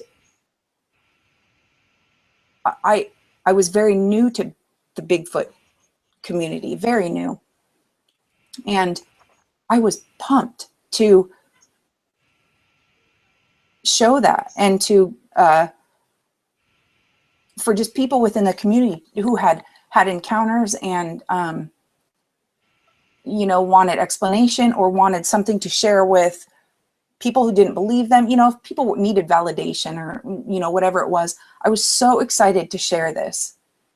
And we just got reamed for it, ripped apart. Some people wrote, you know, would say, that is one of my favorites, you know, amongst the Patterson Gimlin. That's my second favorite. That is just amazing, you know, things like that. But the majority just ripped us apart, and they still do. I have a girl that follows me around on YouTube, and I don't know how she finds me because I have my likes and comments and stuff blocked, but she just, I've never met her before, but she just likes to, I don't know. It's really, it kind of creeps me out, but I couldn't believe how it wasn't accepted. Yeah.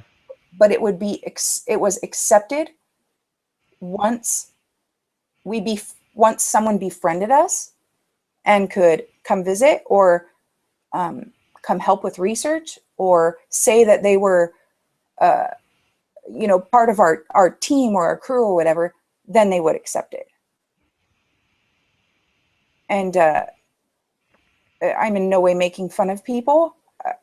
But that's just how it is. That's how it was.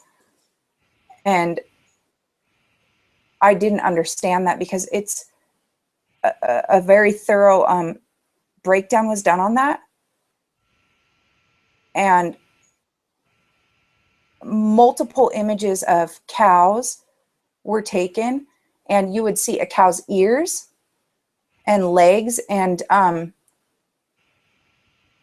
you can see a clavicle bone. You can see pectoral muscles. You can see a sagittal crest, which is cartilage up here. A cow doesn't have a sagittal crest. It's either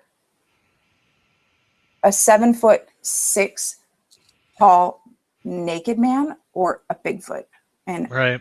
I don't know what's weirder. Why is he watching me? You know, why is it staring at my brother-in-law and my husband?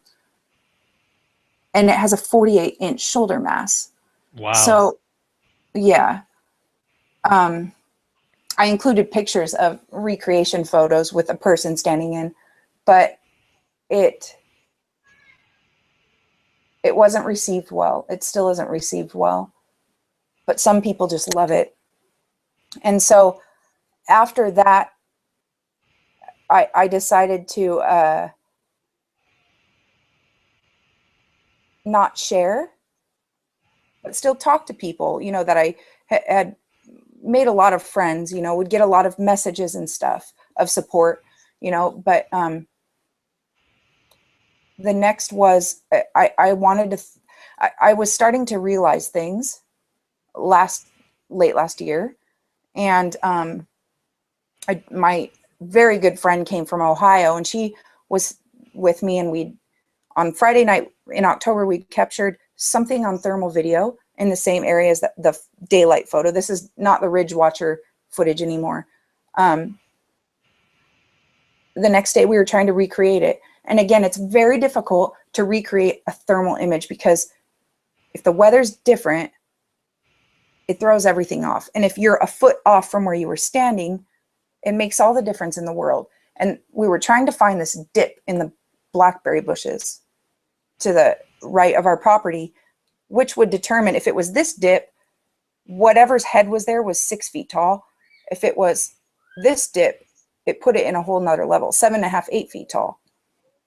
We couldn't do it. So we couldn't figure it out through the thermal because all the trees were lit up from the heat when the night before it was just a few trees. So I took a snapshot with my Sony Handycam, and we were going to try to use that to get a better idea of where exactly I was standing the night before for the thermal picture. For whatever reason, we didn't use the photo, and the thermal footage was inconclusive. 4 months later, I was cleaning out my SD cards, and from the thumbnail of that photo, I knew what it was. I saw that reddish color coned head. And I know you've never seen a Bigfoot, so I, kind of blacked out the back for you, but if you've seen a Bigfoot, you know exactly what that is. And it's anyone that I showed it to who had seen a Bigfoot didn't need me to point it out. They knew exactly what it was. I never shared it publicly. This will be the first time, but he wasn't there. And my friend who was visiting and I are 100% certain that he was not there. He's the focal point of the picture. Yeah. The dip that his head is in is what we were lining up. We were going back and forth to that area, and she was standing on a chair, and we were trying to get a better idea of it, and he wasn't there. We are certain, and that changed everything for both of us.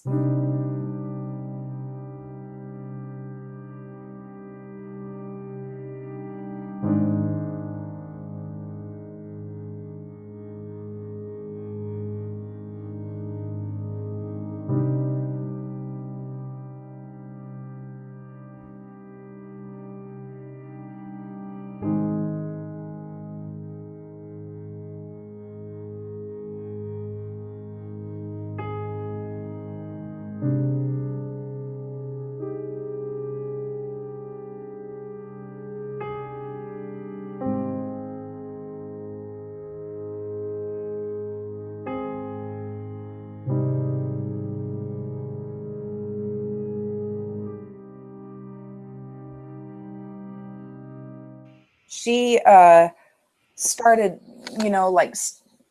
researching more of conductive minerals and, more UFO type stuff. And we were able to share and compare still and both inform each other of a lot of things. But I take a little bit different of a route. You know, I can come from a biblical standpoint, and we both just, we have a great time with it. But that picture that was a game changer for me. That solidified everything. And it was right when I wanted to just throw in the towel. I was done with the Bigfoot community. I was like, I don't need this. I don't need people making videos about me that my kids can find. You know, I have a 9-year-old. I don't want her finding a video at her disposal about her mom being delusional. You know, I'm a good mom. My kids mean more to me than any of this junk. I was just about to throw in that towel. Like, I kid you not, days before, I was just like, I think I'm done. You know, I was asked to speak at Sasquatch Summit, and I was just like, I don't think I'm going to say yes. I think I'm going to say no. And then I found that picture. And after I really thought about it and started, you know, found your stuff and the work of others, I was just like, it's trying to hook me again. Like, give me more awesome evidence. I'm not releasing this. I'm not going to go post this in Bigfoot face group pages and say, look what I got, because they're going to call me a hoaxer. They're going to call me all these other things. It's going to suck me back in. It's going to make me angry again. It's going to cause fights. It's going to cause, you know, my kids to come in the computer room and go, Mom, and I'm going to go, you know, just mad. I wanted no part of it. And so,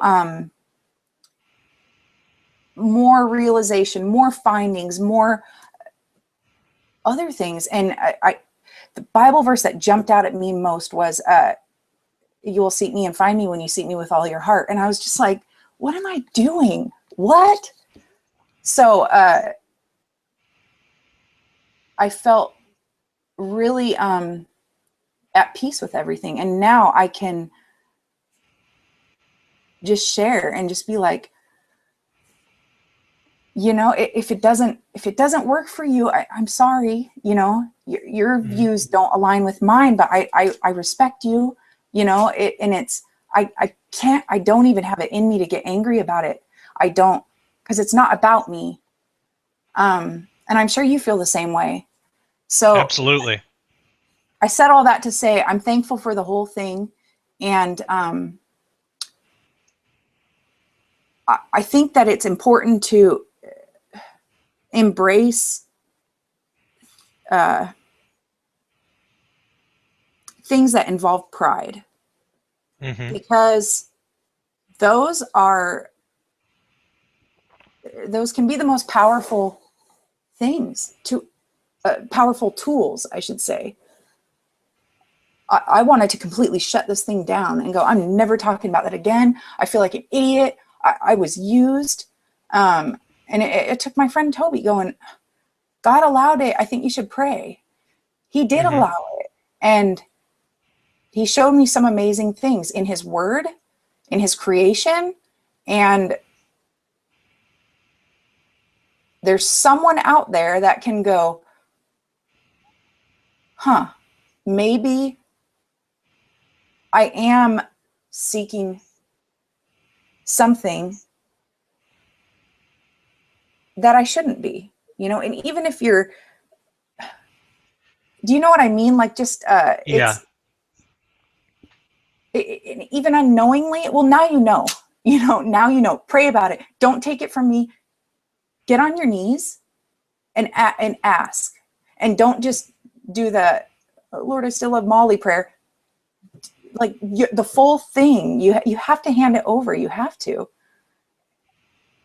or they're going to stay where they're at, you know.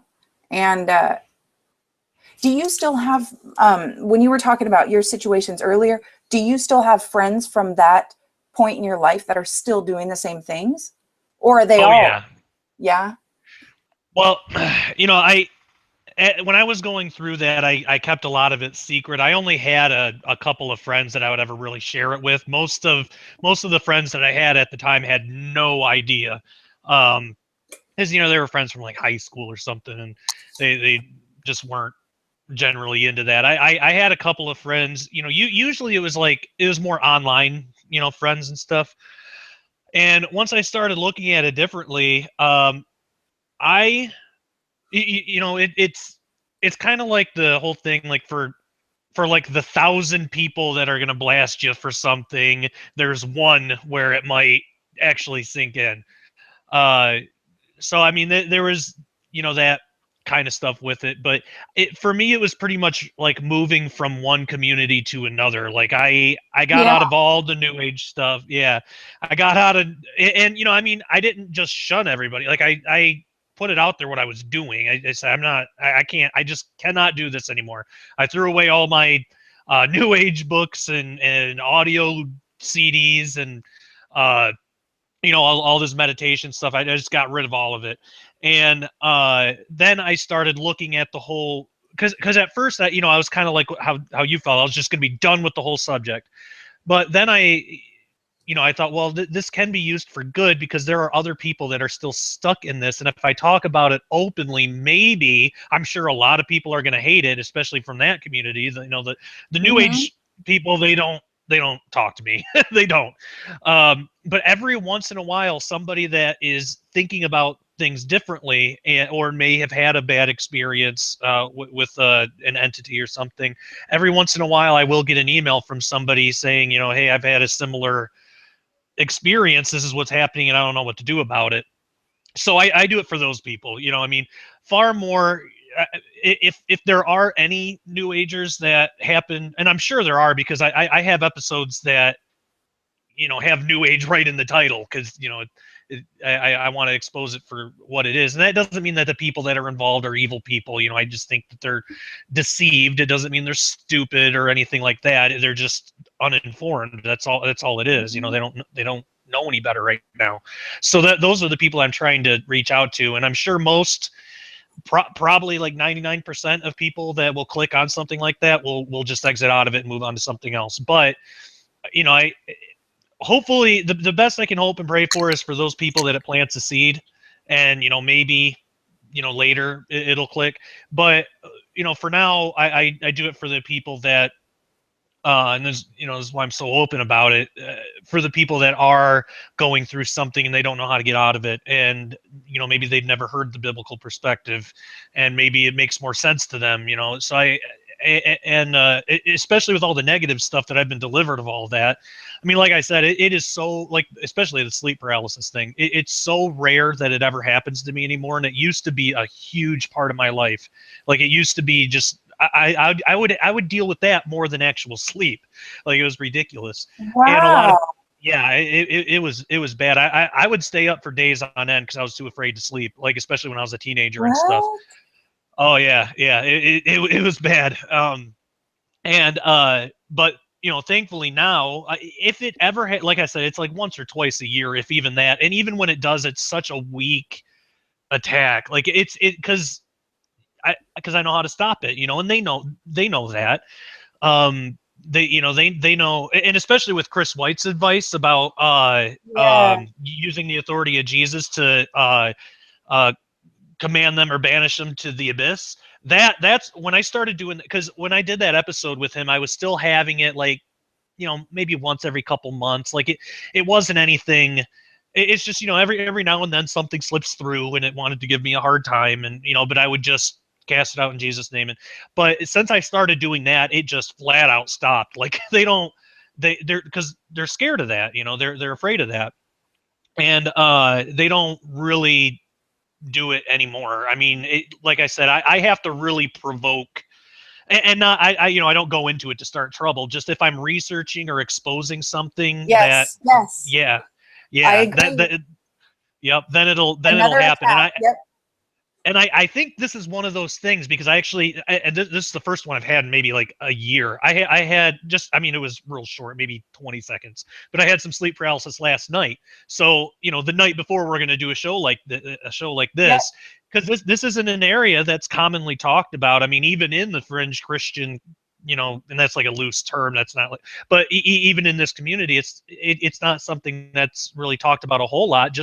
And it's not that they're closed off to it. There's just nobody, until now, there hasn't really been anybody like you to be able to inform anybody. So, but I mean, there's been a little bit written about it. Like, I know, Tom Horn and Chris Putnam have talked a little bit about it in Exo Vaticana, I think, and maybe their new book. I haven't read it yet, but or I haven't read the whole thing yet, but anyway, so it's good that we're talking about this and exposing it. But the thing about the enemy is they don't like to be exposed. So yeah, last night I just had like a really minor.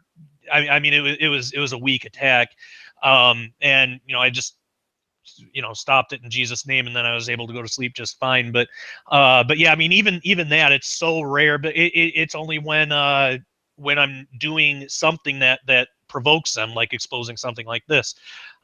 So to me, that's like, well, there's something to this, and then now that we're actually doing the show, there's all these connections, and there's all these things, and it's like, wow, this is a big deal. This needs to be talked about more, and I'm glad that we're taking time to do that. But yeah, it's interesting.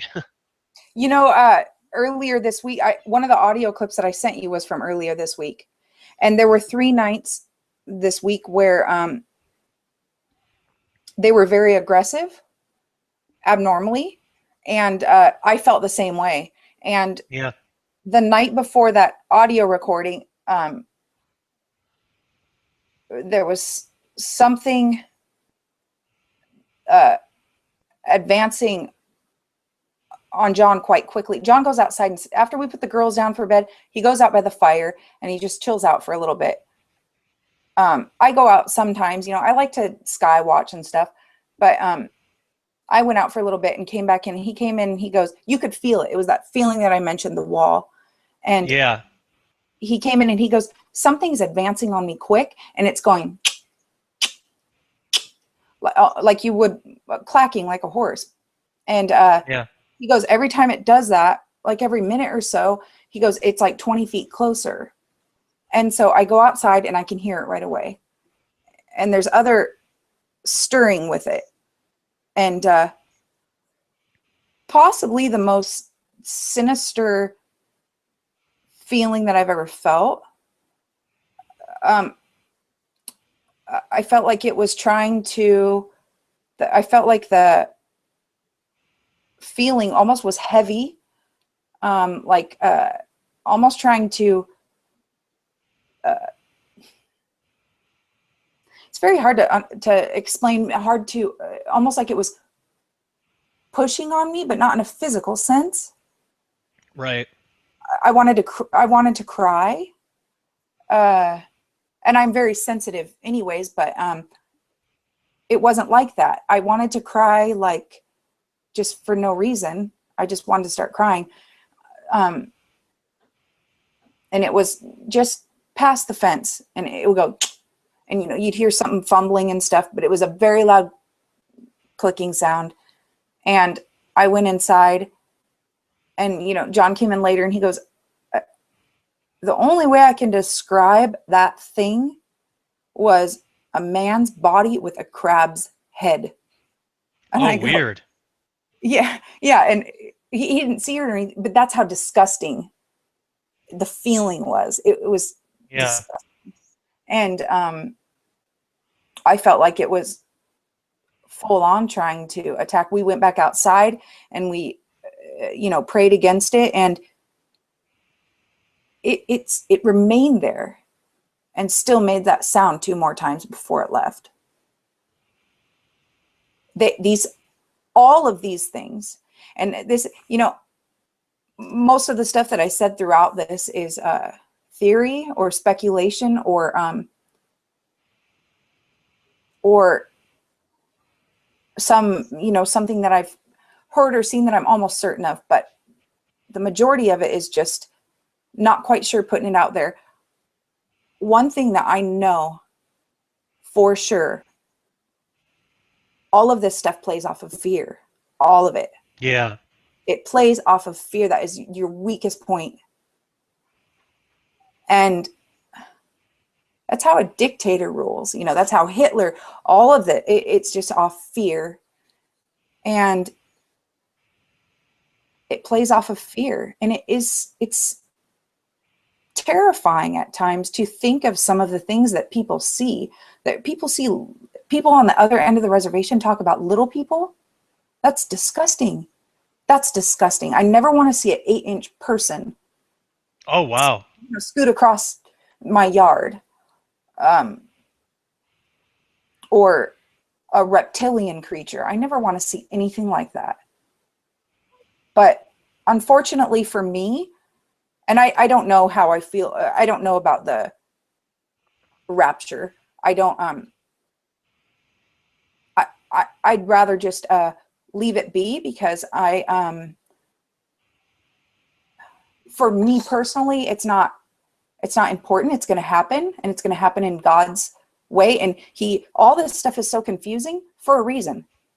None of us would be following him if it was all black and white, because the enemy would have undone all of it. And you know what I mean? Like, he would have gone, okay, the Bible says this. I'm not going to do that now. I'm not going to do that. What prophecy says. He knows the scripture way better than you or I. He was able to throw out the verse at the tip of his tongue to tempt Christ. So it's there for confusion, and fine, I'll just let it be your time. But it does say that men will, what does it say? Something, I'm paraphrasing, like, die of a heart attack from what they're seeing. Yeah. You know what I mean? I'm not sure where that is. It says that men's hearts will fail them for what they see coming upon the earth. Yeah. And there are some, I've seen grown men cry from seeing a Bigfoot. I've heard of a grown man crawling into the fetal position while camping because of what he saw. And that is terrifying.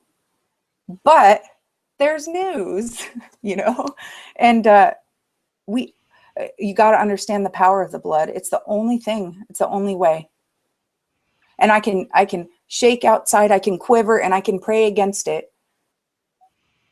But I have to really know. You've got to exercise authority and understand the authority. And I just hope that a lot of people can remember that someday, or if something happens, or if they come to a realization, maybe all of these things that all of you guys share, it will, one is enough. One is worth it. One is worth having all those videos made about us, or all those crazy comments. I'll take it, Yep. Comes with the territory. Yeah. Christ says that we will be persecuted because of him. Sweet. I'm doing something right. I'll take it. So, I appreciate your work, though. I appreciate all of those people that do remove themselves from all of this, because it's hard. We're humans, Yeah, absolutely. And I really do appreciate that you're putting all this out there too, for because I know that you're putting yourself out there for a lot of potential scrutiny and probably some rude comments from people. But that's what exposing the enemy does. It brings out ugliness in people, and it's easy to spot that clearly it's not from God. It's not God's way of handling things. So when we come against stuff like that, and we, like you said, we know that we're doing something right. Where does that leave us in our list? I kind of lost track. We're done. We are done. Did we get through everything? Yeah.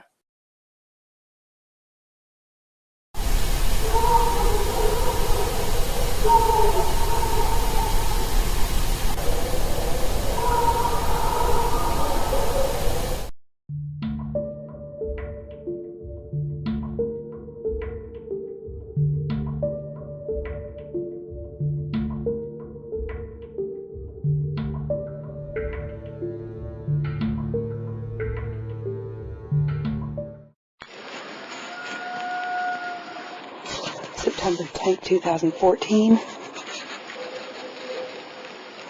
I'm not sure what we're hearing, but it doesn't sound like a coyote. It's making the dogs go nuts.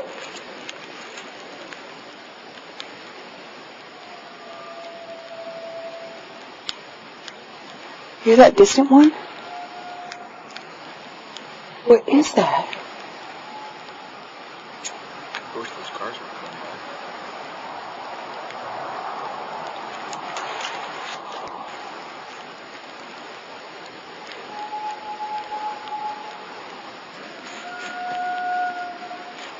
by. They're howling back and forth.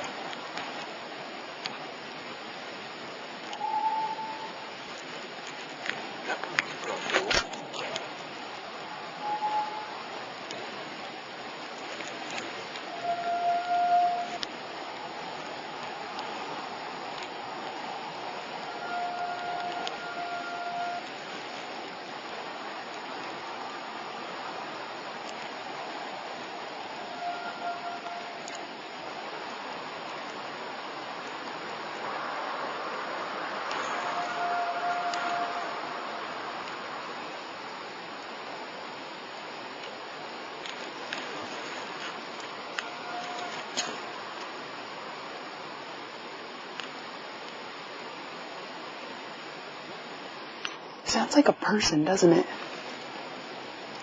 A lot more than most. I wish the other one would respond.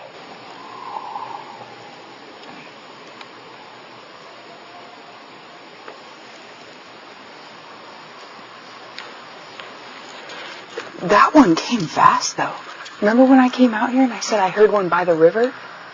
I could hear that, but so far away.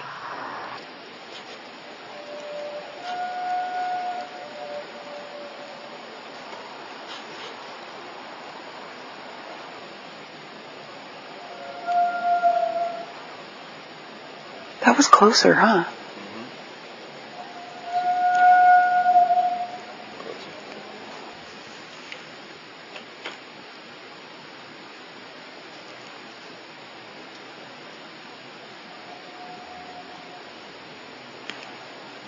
Now she's further away. It's close for me to just move. Mm-hmm.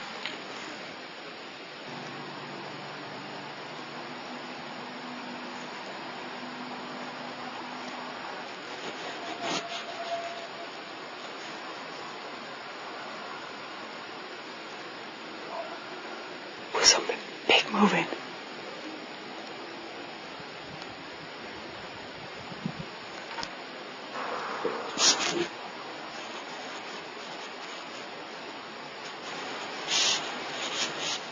Well, that was pretty amazing.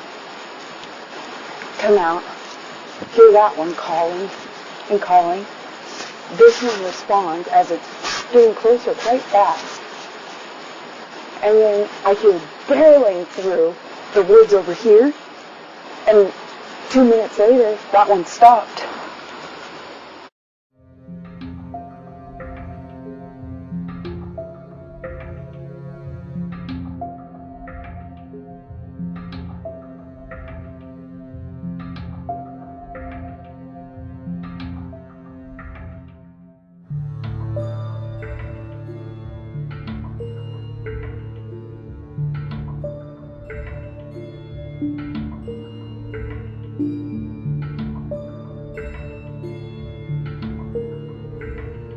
Well, I guess that would bring us to viewer questions then, and yeah,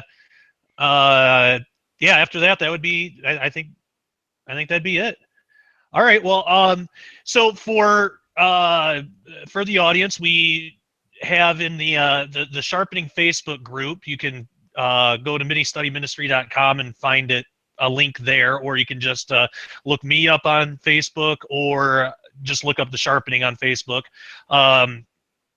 Whenever I have a new guest or I'm doing a new episode, I'll put a post up there saying that if you would like to ask the guest any questions, you're free to do so. And we actually got 7 or 8 questions here, which is great. So I'm going to take the first one though, because I'm gonna be a little selfish, and I meant to I meant to ask this at the very top of the show, because I was talking with Paralandra Kilns. She's been on the show before, and we were talking about and I meant to ask this at the very top of the show, because this is the most important question that we could ever even discuss.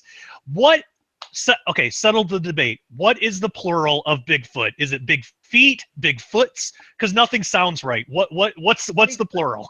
I say Bigfoot. Just Bigfoot. The We plural? saw two- Oh, okay. yeah, So we saw like two sheep or Bigfoot. deer. Yeah, because it does sound weird if you add a S. And Yeah. big feet. Oh, that makes. Technically, I guess it would be big feet, but that sounds weird. The Indians say It Bigfoot. does. Or Wow, Sasquatch, that's something. not Sasquatches. Oh, okay. Not Sasquatch Eye or Sasquatchies Yeah. or anything like that. The scientific name. Awesome. Yeah. well, that makes a lot of sense. That's funny. When me and Paralandra were talking online, neither of us even thought of that. So it's like sheep or deer or something like that. Awesome. Clear. That's good enough for me. All right, we'll get to the actual important questions. Yeah, we have. Well, that's a good one. Yeah, and we have 7 of these, which is great turnout. So, but yeah, so for the audience, just if you want the opportunity to ask questions, request to be, just request in the group, and I'll let you in. I mean, if your Facebook profile is like a bunch of pictures of sunglasses or something, or if it's clearly like a fake thing, I won't. But yeah, I pretty much let anyone in, and the only requirement, is just be kind to people. So, but anyway. So I only use first names because I don't want to embarrass anybody. So the first question, Regina asks, "Is it possible?" And I'll mention too. Some of these we might have already talked about in the show, but I'll just let you go over them again because that's just what we do. So Regina asks, "Is it possible the Bigfoot seen are leftover chimeras from ancient times?" That's a good question because even though I know that the DNA study holds a lot of validity, it's DNA, I don't know how advanced DNA is because I don't understand that stuff. But what I heard Melba Ketchum say very clearly is someone said when they were asking about the mitochondrial DNA and they said something about, 100% ancient human. And she corrected them and said, no, modern human. Not ancient. It has modern human blood. So, again, I don't know what that means, but did you see that? I think I included that skull comparison that I did, and the bones, Yeah, and the skeletons.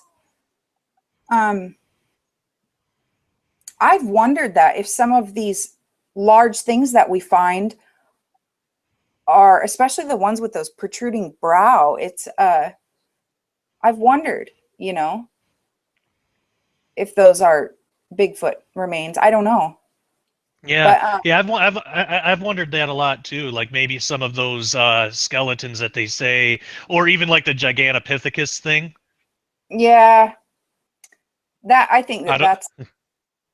I heard that Gigantopithecus wasn't that tall, and if you've ever seen it, he looks very kind of like a black orangutan. Right. Nothing. A Bigfoot doesn't have an ape nose. It has Oh, a okay. hooded nose like a human. And some are more human looking than others. A lot of the Woo folks see different colored eyes of them, like during daylight. A lot of them have said, oh, I've seen blue eyes, I've seen green eyes with white sclera. Not anything that we've seen. Pure black eyes, no white sclera. The daylight picture is a good example. So very human-like in comparison to Gigantopithecus, but still not. Some of them look like, and this is coming from Maynard, our neighbor that lives here. He says there's some of them that if you were to shave all of the hair off the face and take off the cone head, it would look like an Indian. Oh, wow. Their face. Some have wider noses, some have small noses. So if you Google faces of Bigfoot, you'll find there's some amazing artists that do like the, what do you call them? You know, the drawings, the eyewitness drawings. Yeah, yeah. There's some artists that do those, and you can see how unique some of them are. Wow. Yeah, that's really interesting. I'll have to look into that. But yeah, I agree. Very good question. Vicky writes in, no one that, well, we kind of talked about this.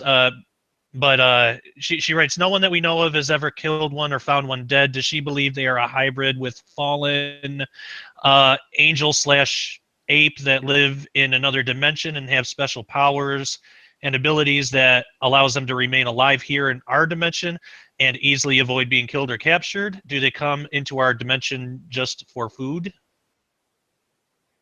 Oh, geez. Those are all things that I can't really answer. I don't think they come here just for food. And again, there's been multiple stories of people killing one. Oh, I should probably throw this in there. When Mount St. Helens erupted in the 80s here in Washington State, there's a woman that used to go to our church named Nancy, and her and her husband and a group of their friends went to help with cleanup. And every once in a while, and I was able to find this part of the story online. Every once in a while, there would be something put on a stretcher with a sheet over it. And every once in a while, a helicopter would come and fly just that out. The other animals were just all put together, animal remains. Oh, wow. Yeah, and this woman, Nancy, they came across a femur bone that was almost double the size of the largest man that was in their group. And they brought it to the ranger and gave it to him and said, what is this? And he's like, oh, I don't know. And he said that he would call them and let them know. And a week later, they still hadn't heard from him. So they called the ranger station, and he finally got back to them and said it was a black bear. And they were like, no, that was not a black bear. There's no possible way that was a black bear. And he said, yeah, it was a black bear, and they asked for it, and they wouldn't give it to him, or they disposed of it or something. But there's lots of people, if you look on the internet, forest fires, there's even an account where some forest fires, I think in Nevada, pulled a very badly burned one out of the forest and Oh, wow. whisked him away. There's a lot of reports like that. You just have to look. So I think that there are bones from natural disasters. There have been people that have killed one and have taken that to their grave, that they did. But I think that there's a motive behind that, and from their side, not the person's side. I think that there's a motive there, and you just got to look, and you'll find it. All those stories seem to be odd to me, not from the person's point of view, but just the whole thing, you know? Yeah, it almost sounds like there might be some kind of cover-up going on or something. Yeah. Oh, for sure. Awesome. Audrey writes in, ask her about the research of Todd Standing. He claims to have filmed a group of them around Banff, Jasper, Alberta, Canada, Canadian Rockies, and now goes around doing talks about his experience. That's only hours from me. That's what Audrey writes in. Todd Standing. Yeah, Todd Standing is no longer in the Bigfoot community. He retired. How can I say this tastefully? Todd Standing used to work for Jim Henson, the Muppet Company. So the images that you see is Todd's creation. Todd asked for a bunch of money. He asked for $1 million for his Kickstarter campaign. At Sasquatch Summit last year, he talked about his drones that he got and stuff. And I told him, I said, if you give me your drones, I'll get you the footage, because he said he wanted species protection. And he said,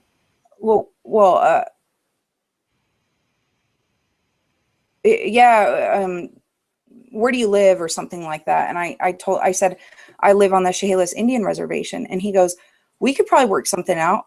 And I go, no. You give me the drones, these thermal drones. I'll get you the footage, and then you'll get your Protection Act. And he wouldn't bite.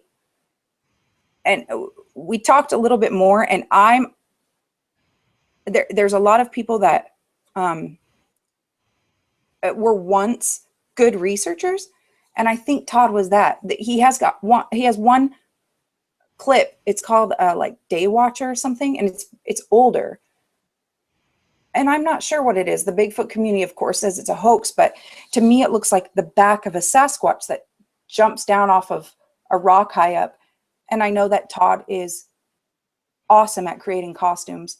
I used to think that some of his stuff was real, but I think that once they get a taste of the spotlight amongst this 1% of Bigfoot believers, I think that they enjoy that.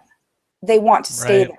And so there's a lot of fabricating, and there's a lot of hoaxing or lying, whatever you want to call it, which is perfect for discrediting the real stuff. Because half the time I don't know either. I don't know what is and isn't real. I really have no clue. There's nothing. I've learned that there's nothing definitive, nothing, and there never will be, unfortunately. There's never. It's the same thing in the UFO community. There's so much hoaxing, and it makes it next to impossible to pick out the real thing. It's the same thing.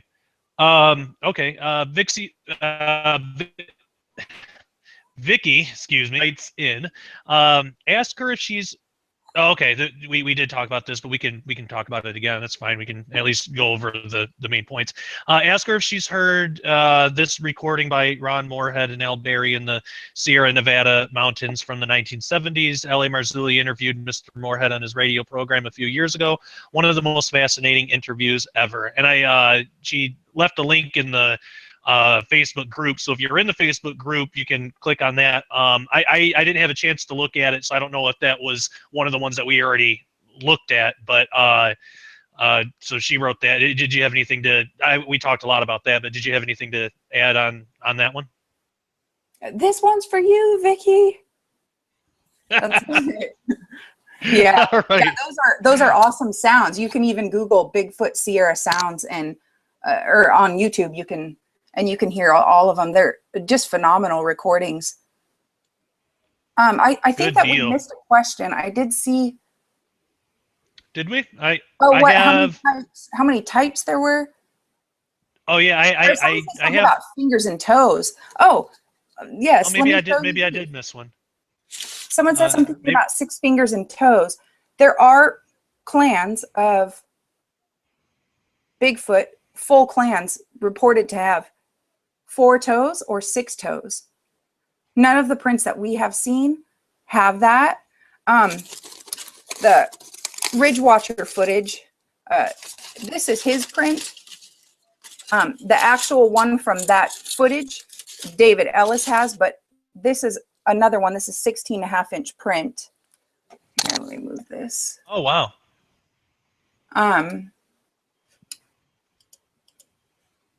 Oops. It's quite dirty. There's a professor named Dr. Jeff Meldrum. He's probably the most well-known guy in Bigfoot. He's in that picture with Derek Randles and I. Real cool guy, very intelligent. He's the foot guy, and he said he knows that they believe based on footprints, and he's got a huge library. This is called a mid-torsal break in them, which we don't have. And this right here, this footprint, as well as one that we cast from the one in the Ridgewatcher footage, if you were standing uphill at a very steep hill at about an angle like this, placing the pressure of your foot on the outside for balance, your foot can bend a little bit, but not that much. This is, there was a rock right here which cut this off. This is the flex in the foot, which is pretty awesome. Do you see what I'm saying? Like, Yeah. If your stride was off and you were trying to balance, you would put weight on the outer part of the foot. And this is 16.5 inches. And we have 2 of these, but this is the most common size that we find is a 16.5. And I think it's the same one. I think all of these might be the same one, except for the Blobsquatch. I'm not sure that he was hunched that much. And then this is from the London Trackway. This is that one that Toby did. A lot of people know who Cliff Brackman is from Finding Bigfoot. Okay. He was part of this also. They cast a bunch of these from there. This is a pretty cool one because the splayed toes. I showed that one already. This one was verified by Jeff Meldrum. This is 3.5 inches. And oh, wow. I forgot where this was found. I want to say Bumping Lake. This has 4 toes. And this was found with, I think it was a 7.5 inch print that also had 4 toes. And this ended as if something with a 7.5 inch print picked up this creature that made this. So both had 4 toes though. I don't know if wow. you can... There, is that better?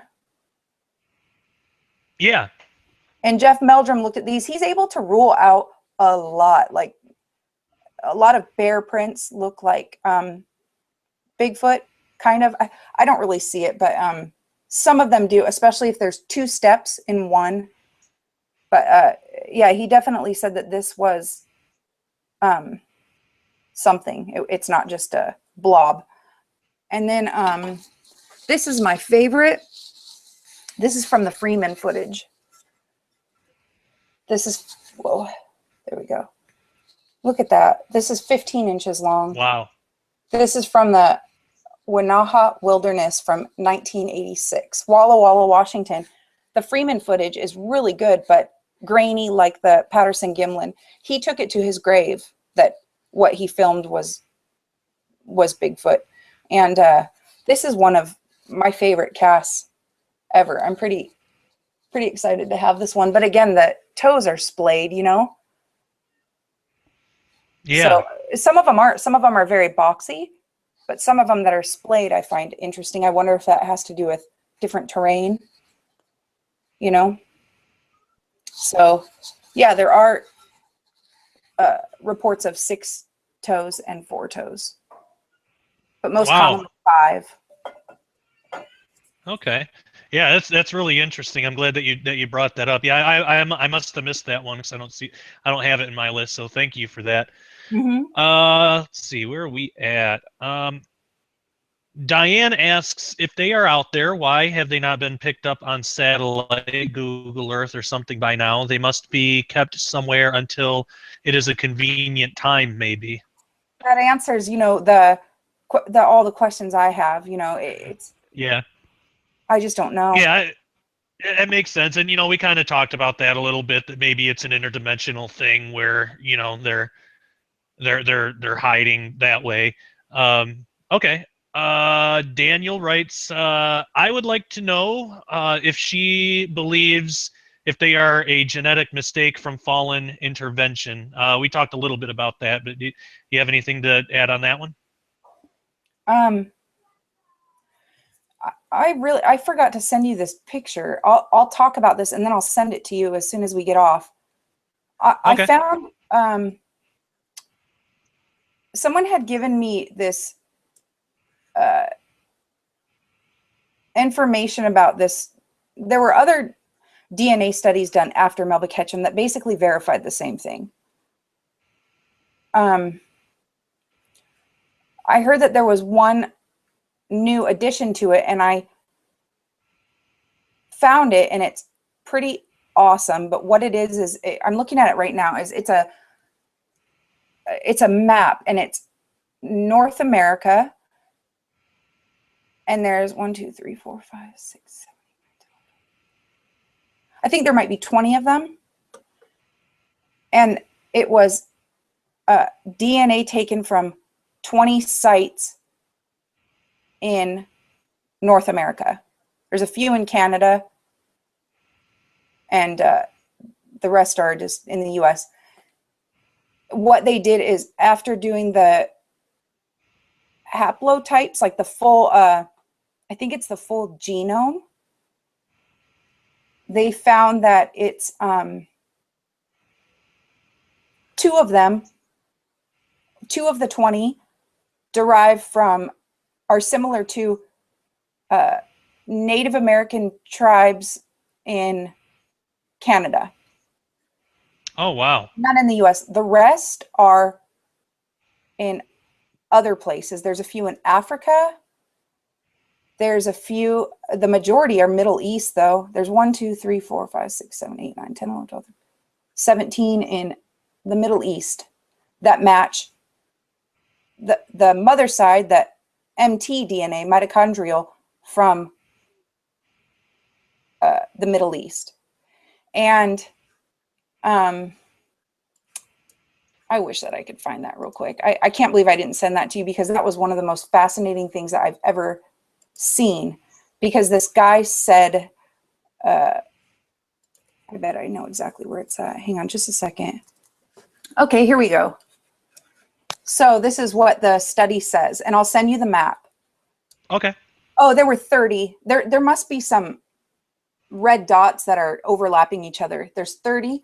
Okay, so surprisingly, all 30 North American Sasquatch individuals yielded fully human mtDNA halotypes, which is the mother side, a majority of which predominate among Europeans, Asians, and Africans, while a minority are a descendant from North American maternal lines, which are the 2 tribes in Canada. Such consistent human results have been the cause of much confusion among geneticists and Sasquatch field researchers alike, for this unique combination of human mitochondrial DNA from distinctly non-human hairs can only be explained by interspecies hybridization. Wow. And it says, yeah, and it says this small sampling of human mtDNA contributors to the Sasquatch species represents a third of all known human haplotypes. There's no conclusion regarding the giant's locus of origin, but this is the coolest part. What he said, and I'm paraphrasing, he said something like, basically, this could only have occurred if they were genetically engineered and put here. Oh, weird. It says put there. So if that's not fringy, I don't know what is. You know? Yeah, no kidding. So yeah, I found that completely awesome, though. It's just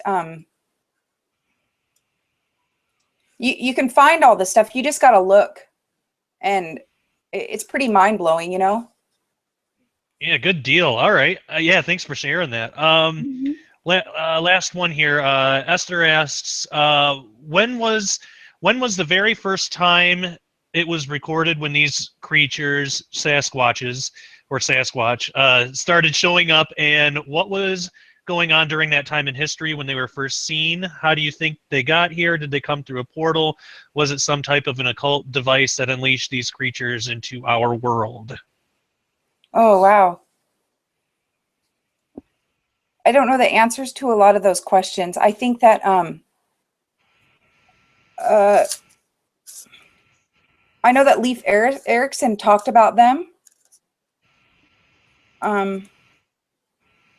I used to have this book called the Bigfoot Case Book, and it's all of the reported sightings from 1809 to 2006. Oh, wow. Okay. I guess the earliest would be petroglyphs. Yeah. Yeah. It seems like these things have been around pretty much forever almost. Maybe even back to the time of Genesis 6, maybe. Mm-hmm. All right. Well, that's all the viewer questions. So again, for the audience, join the Sharpening Facebook group, and you'll be able to ask your own questions. And so far, I've been able to include everyone. Every time somebody has a question, I've been able to include it. We're not getting hundreds of them or anything, so it's pretty manageable. So yeah, that's the viewer questions. Thank you for answering those, Sarah. I think we're about ready to wrap up. If people want to know more about you or your research, or contact you if they have a question, if that's all right, if they can do that, where can they go for more information? Oh, well, I don't post this stuff publicly because I just don't feel like that's what I'm supposed to do with it. Right. I don't want to get caught up in it, and I'm not saying anyone gets caught up in their research, but I just don't want to. I just want to share what I learned, as I go along privately by myself, and then share it as I find things, Sure. in a manner like this. But I just don't have I've got tons of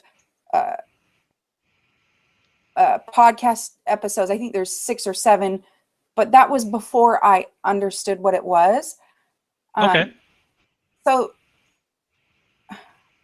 there's really just nothing that has it except for this episode. But maybe you and I could get together like every 6 months or so, and update each other and correlate more, and do it that way. But I'm on Facebook, though. You tagged me in that post. They could find me that way, Sarah Brown. Okay, great. But I just don't want to do that with this research. You know what I mean? Oh yeah, I totally understand. Documentation thing.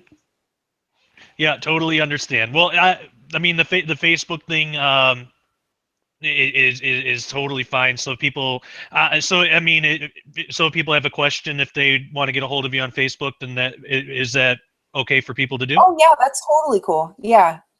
Okay, great, awesome. All right. So to wrap the show up, what would be the main idea or the main thing that you would want the audience to take away from this episode? Guard your heart. I guess that's the best thing that I can. It's got to be constantly. You have to do that. I want to say this. I was I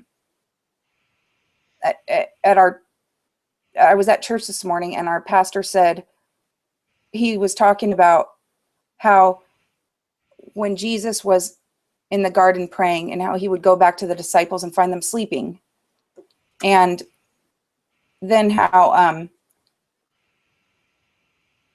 Peter denied him,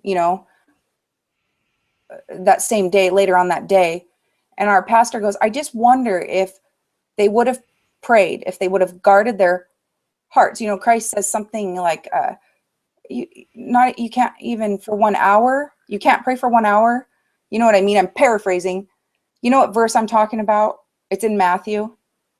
Yeah, I don't know the exact reference, but I know the passage. Yeah, and my pastor goes, I wonder if they would have prayed, if things would have had a different outcome, if Peter, if it wouldn't have turned out that way, and if he wouldn't have,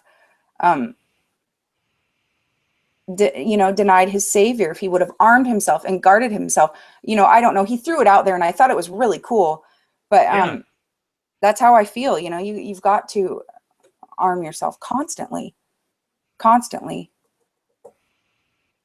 you know? Yeah, absolutely. I couldn't agree more. And I talk a lot about Ephesians 6, and spiritual warfare and things like that. And it's definitely important. Well, I think that's a great note to end on. And it does look like we're about all out of time. This is one of the longer episodes, but it's good. It needs to be. It's awesome. Thank you. Yeah, absolutely. And thank you. I want to thank you so much for joining us and talking about your experience and research. It's been an absolute pleasure having you on the show, and I'd love to have you back on sometime. Cool. You got it. And thank you for your stuff as well. It's been a big help to me, and I know it has to others. Awesome. Well, nice to meet you, and thank you so much. Absolutely.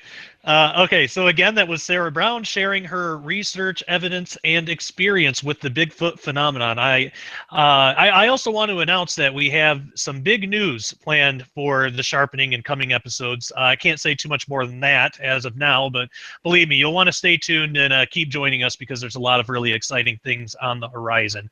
If you would like to find more episodes of the sharpening, you can do so at ministudyministry.com and my YouTube channel, youtube.com/Josh Peck Disclosure.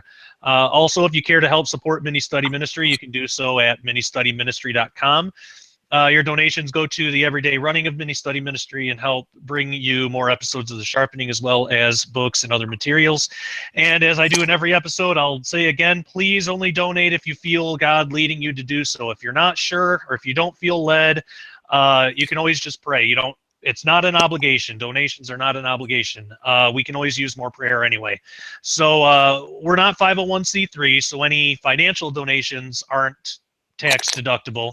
And I'm never going to be the kind of person that's going to promise extra blessings from God if you donate or a miraculous tenfold return on your money or anything like that. We're not in the business of making promises for God. But what I can promise is that your help, whether it is financial or prayer, it's greatly appreciated. It keeps us going, and it's the only reason we're able to continue doing what we're doing. So all that being said, we are definitely all out of time. So I want to thank you so much for tuning into the sharpening. I am your host, Josh Peck, and as always, take care and God bless.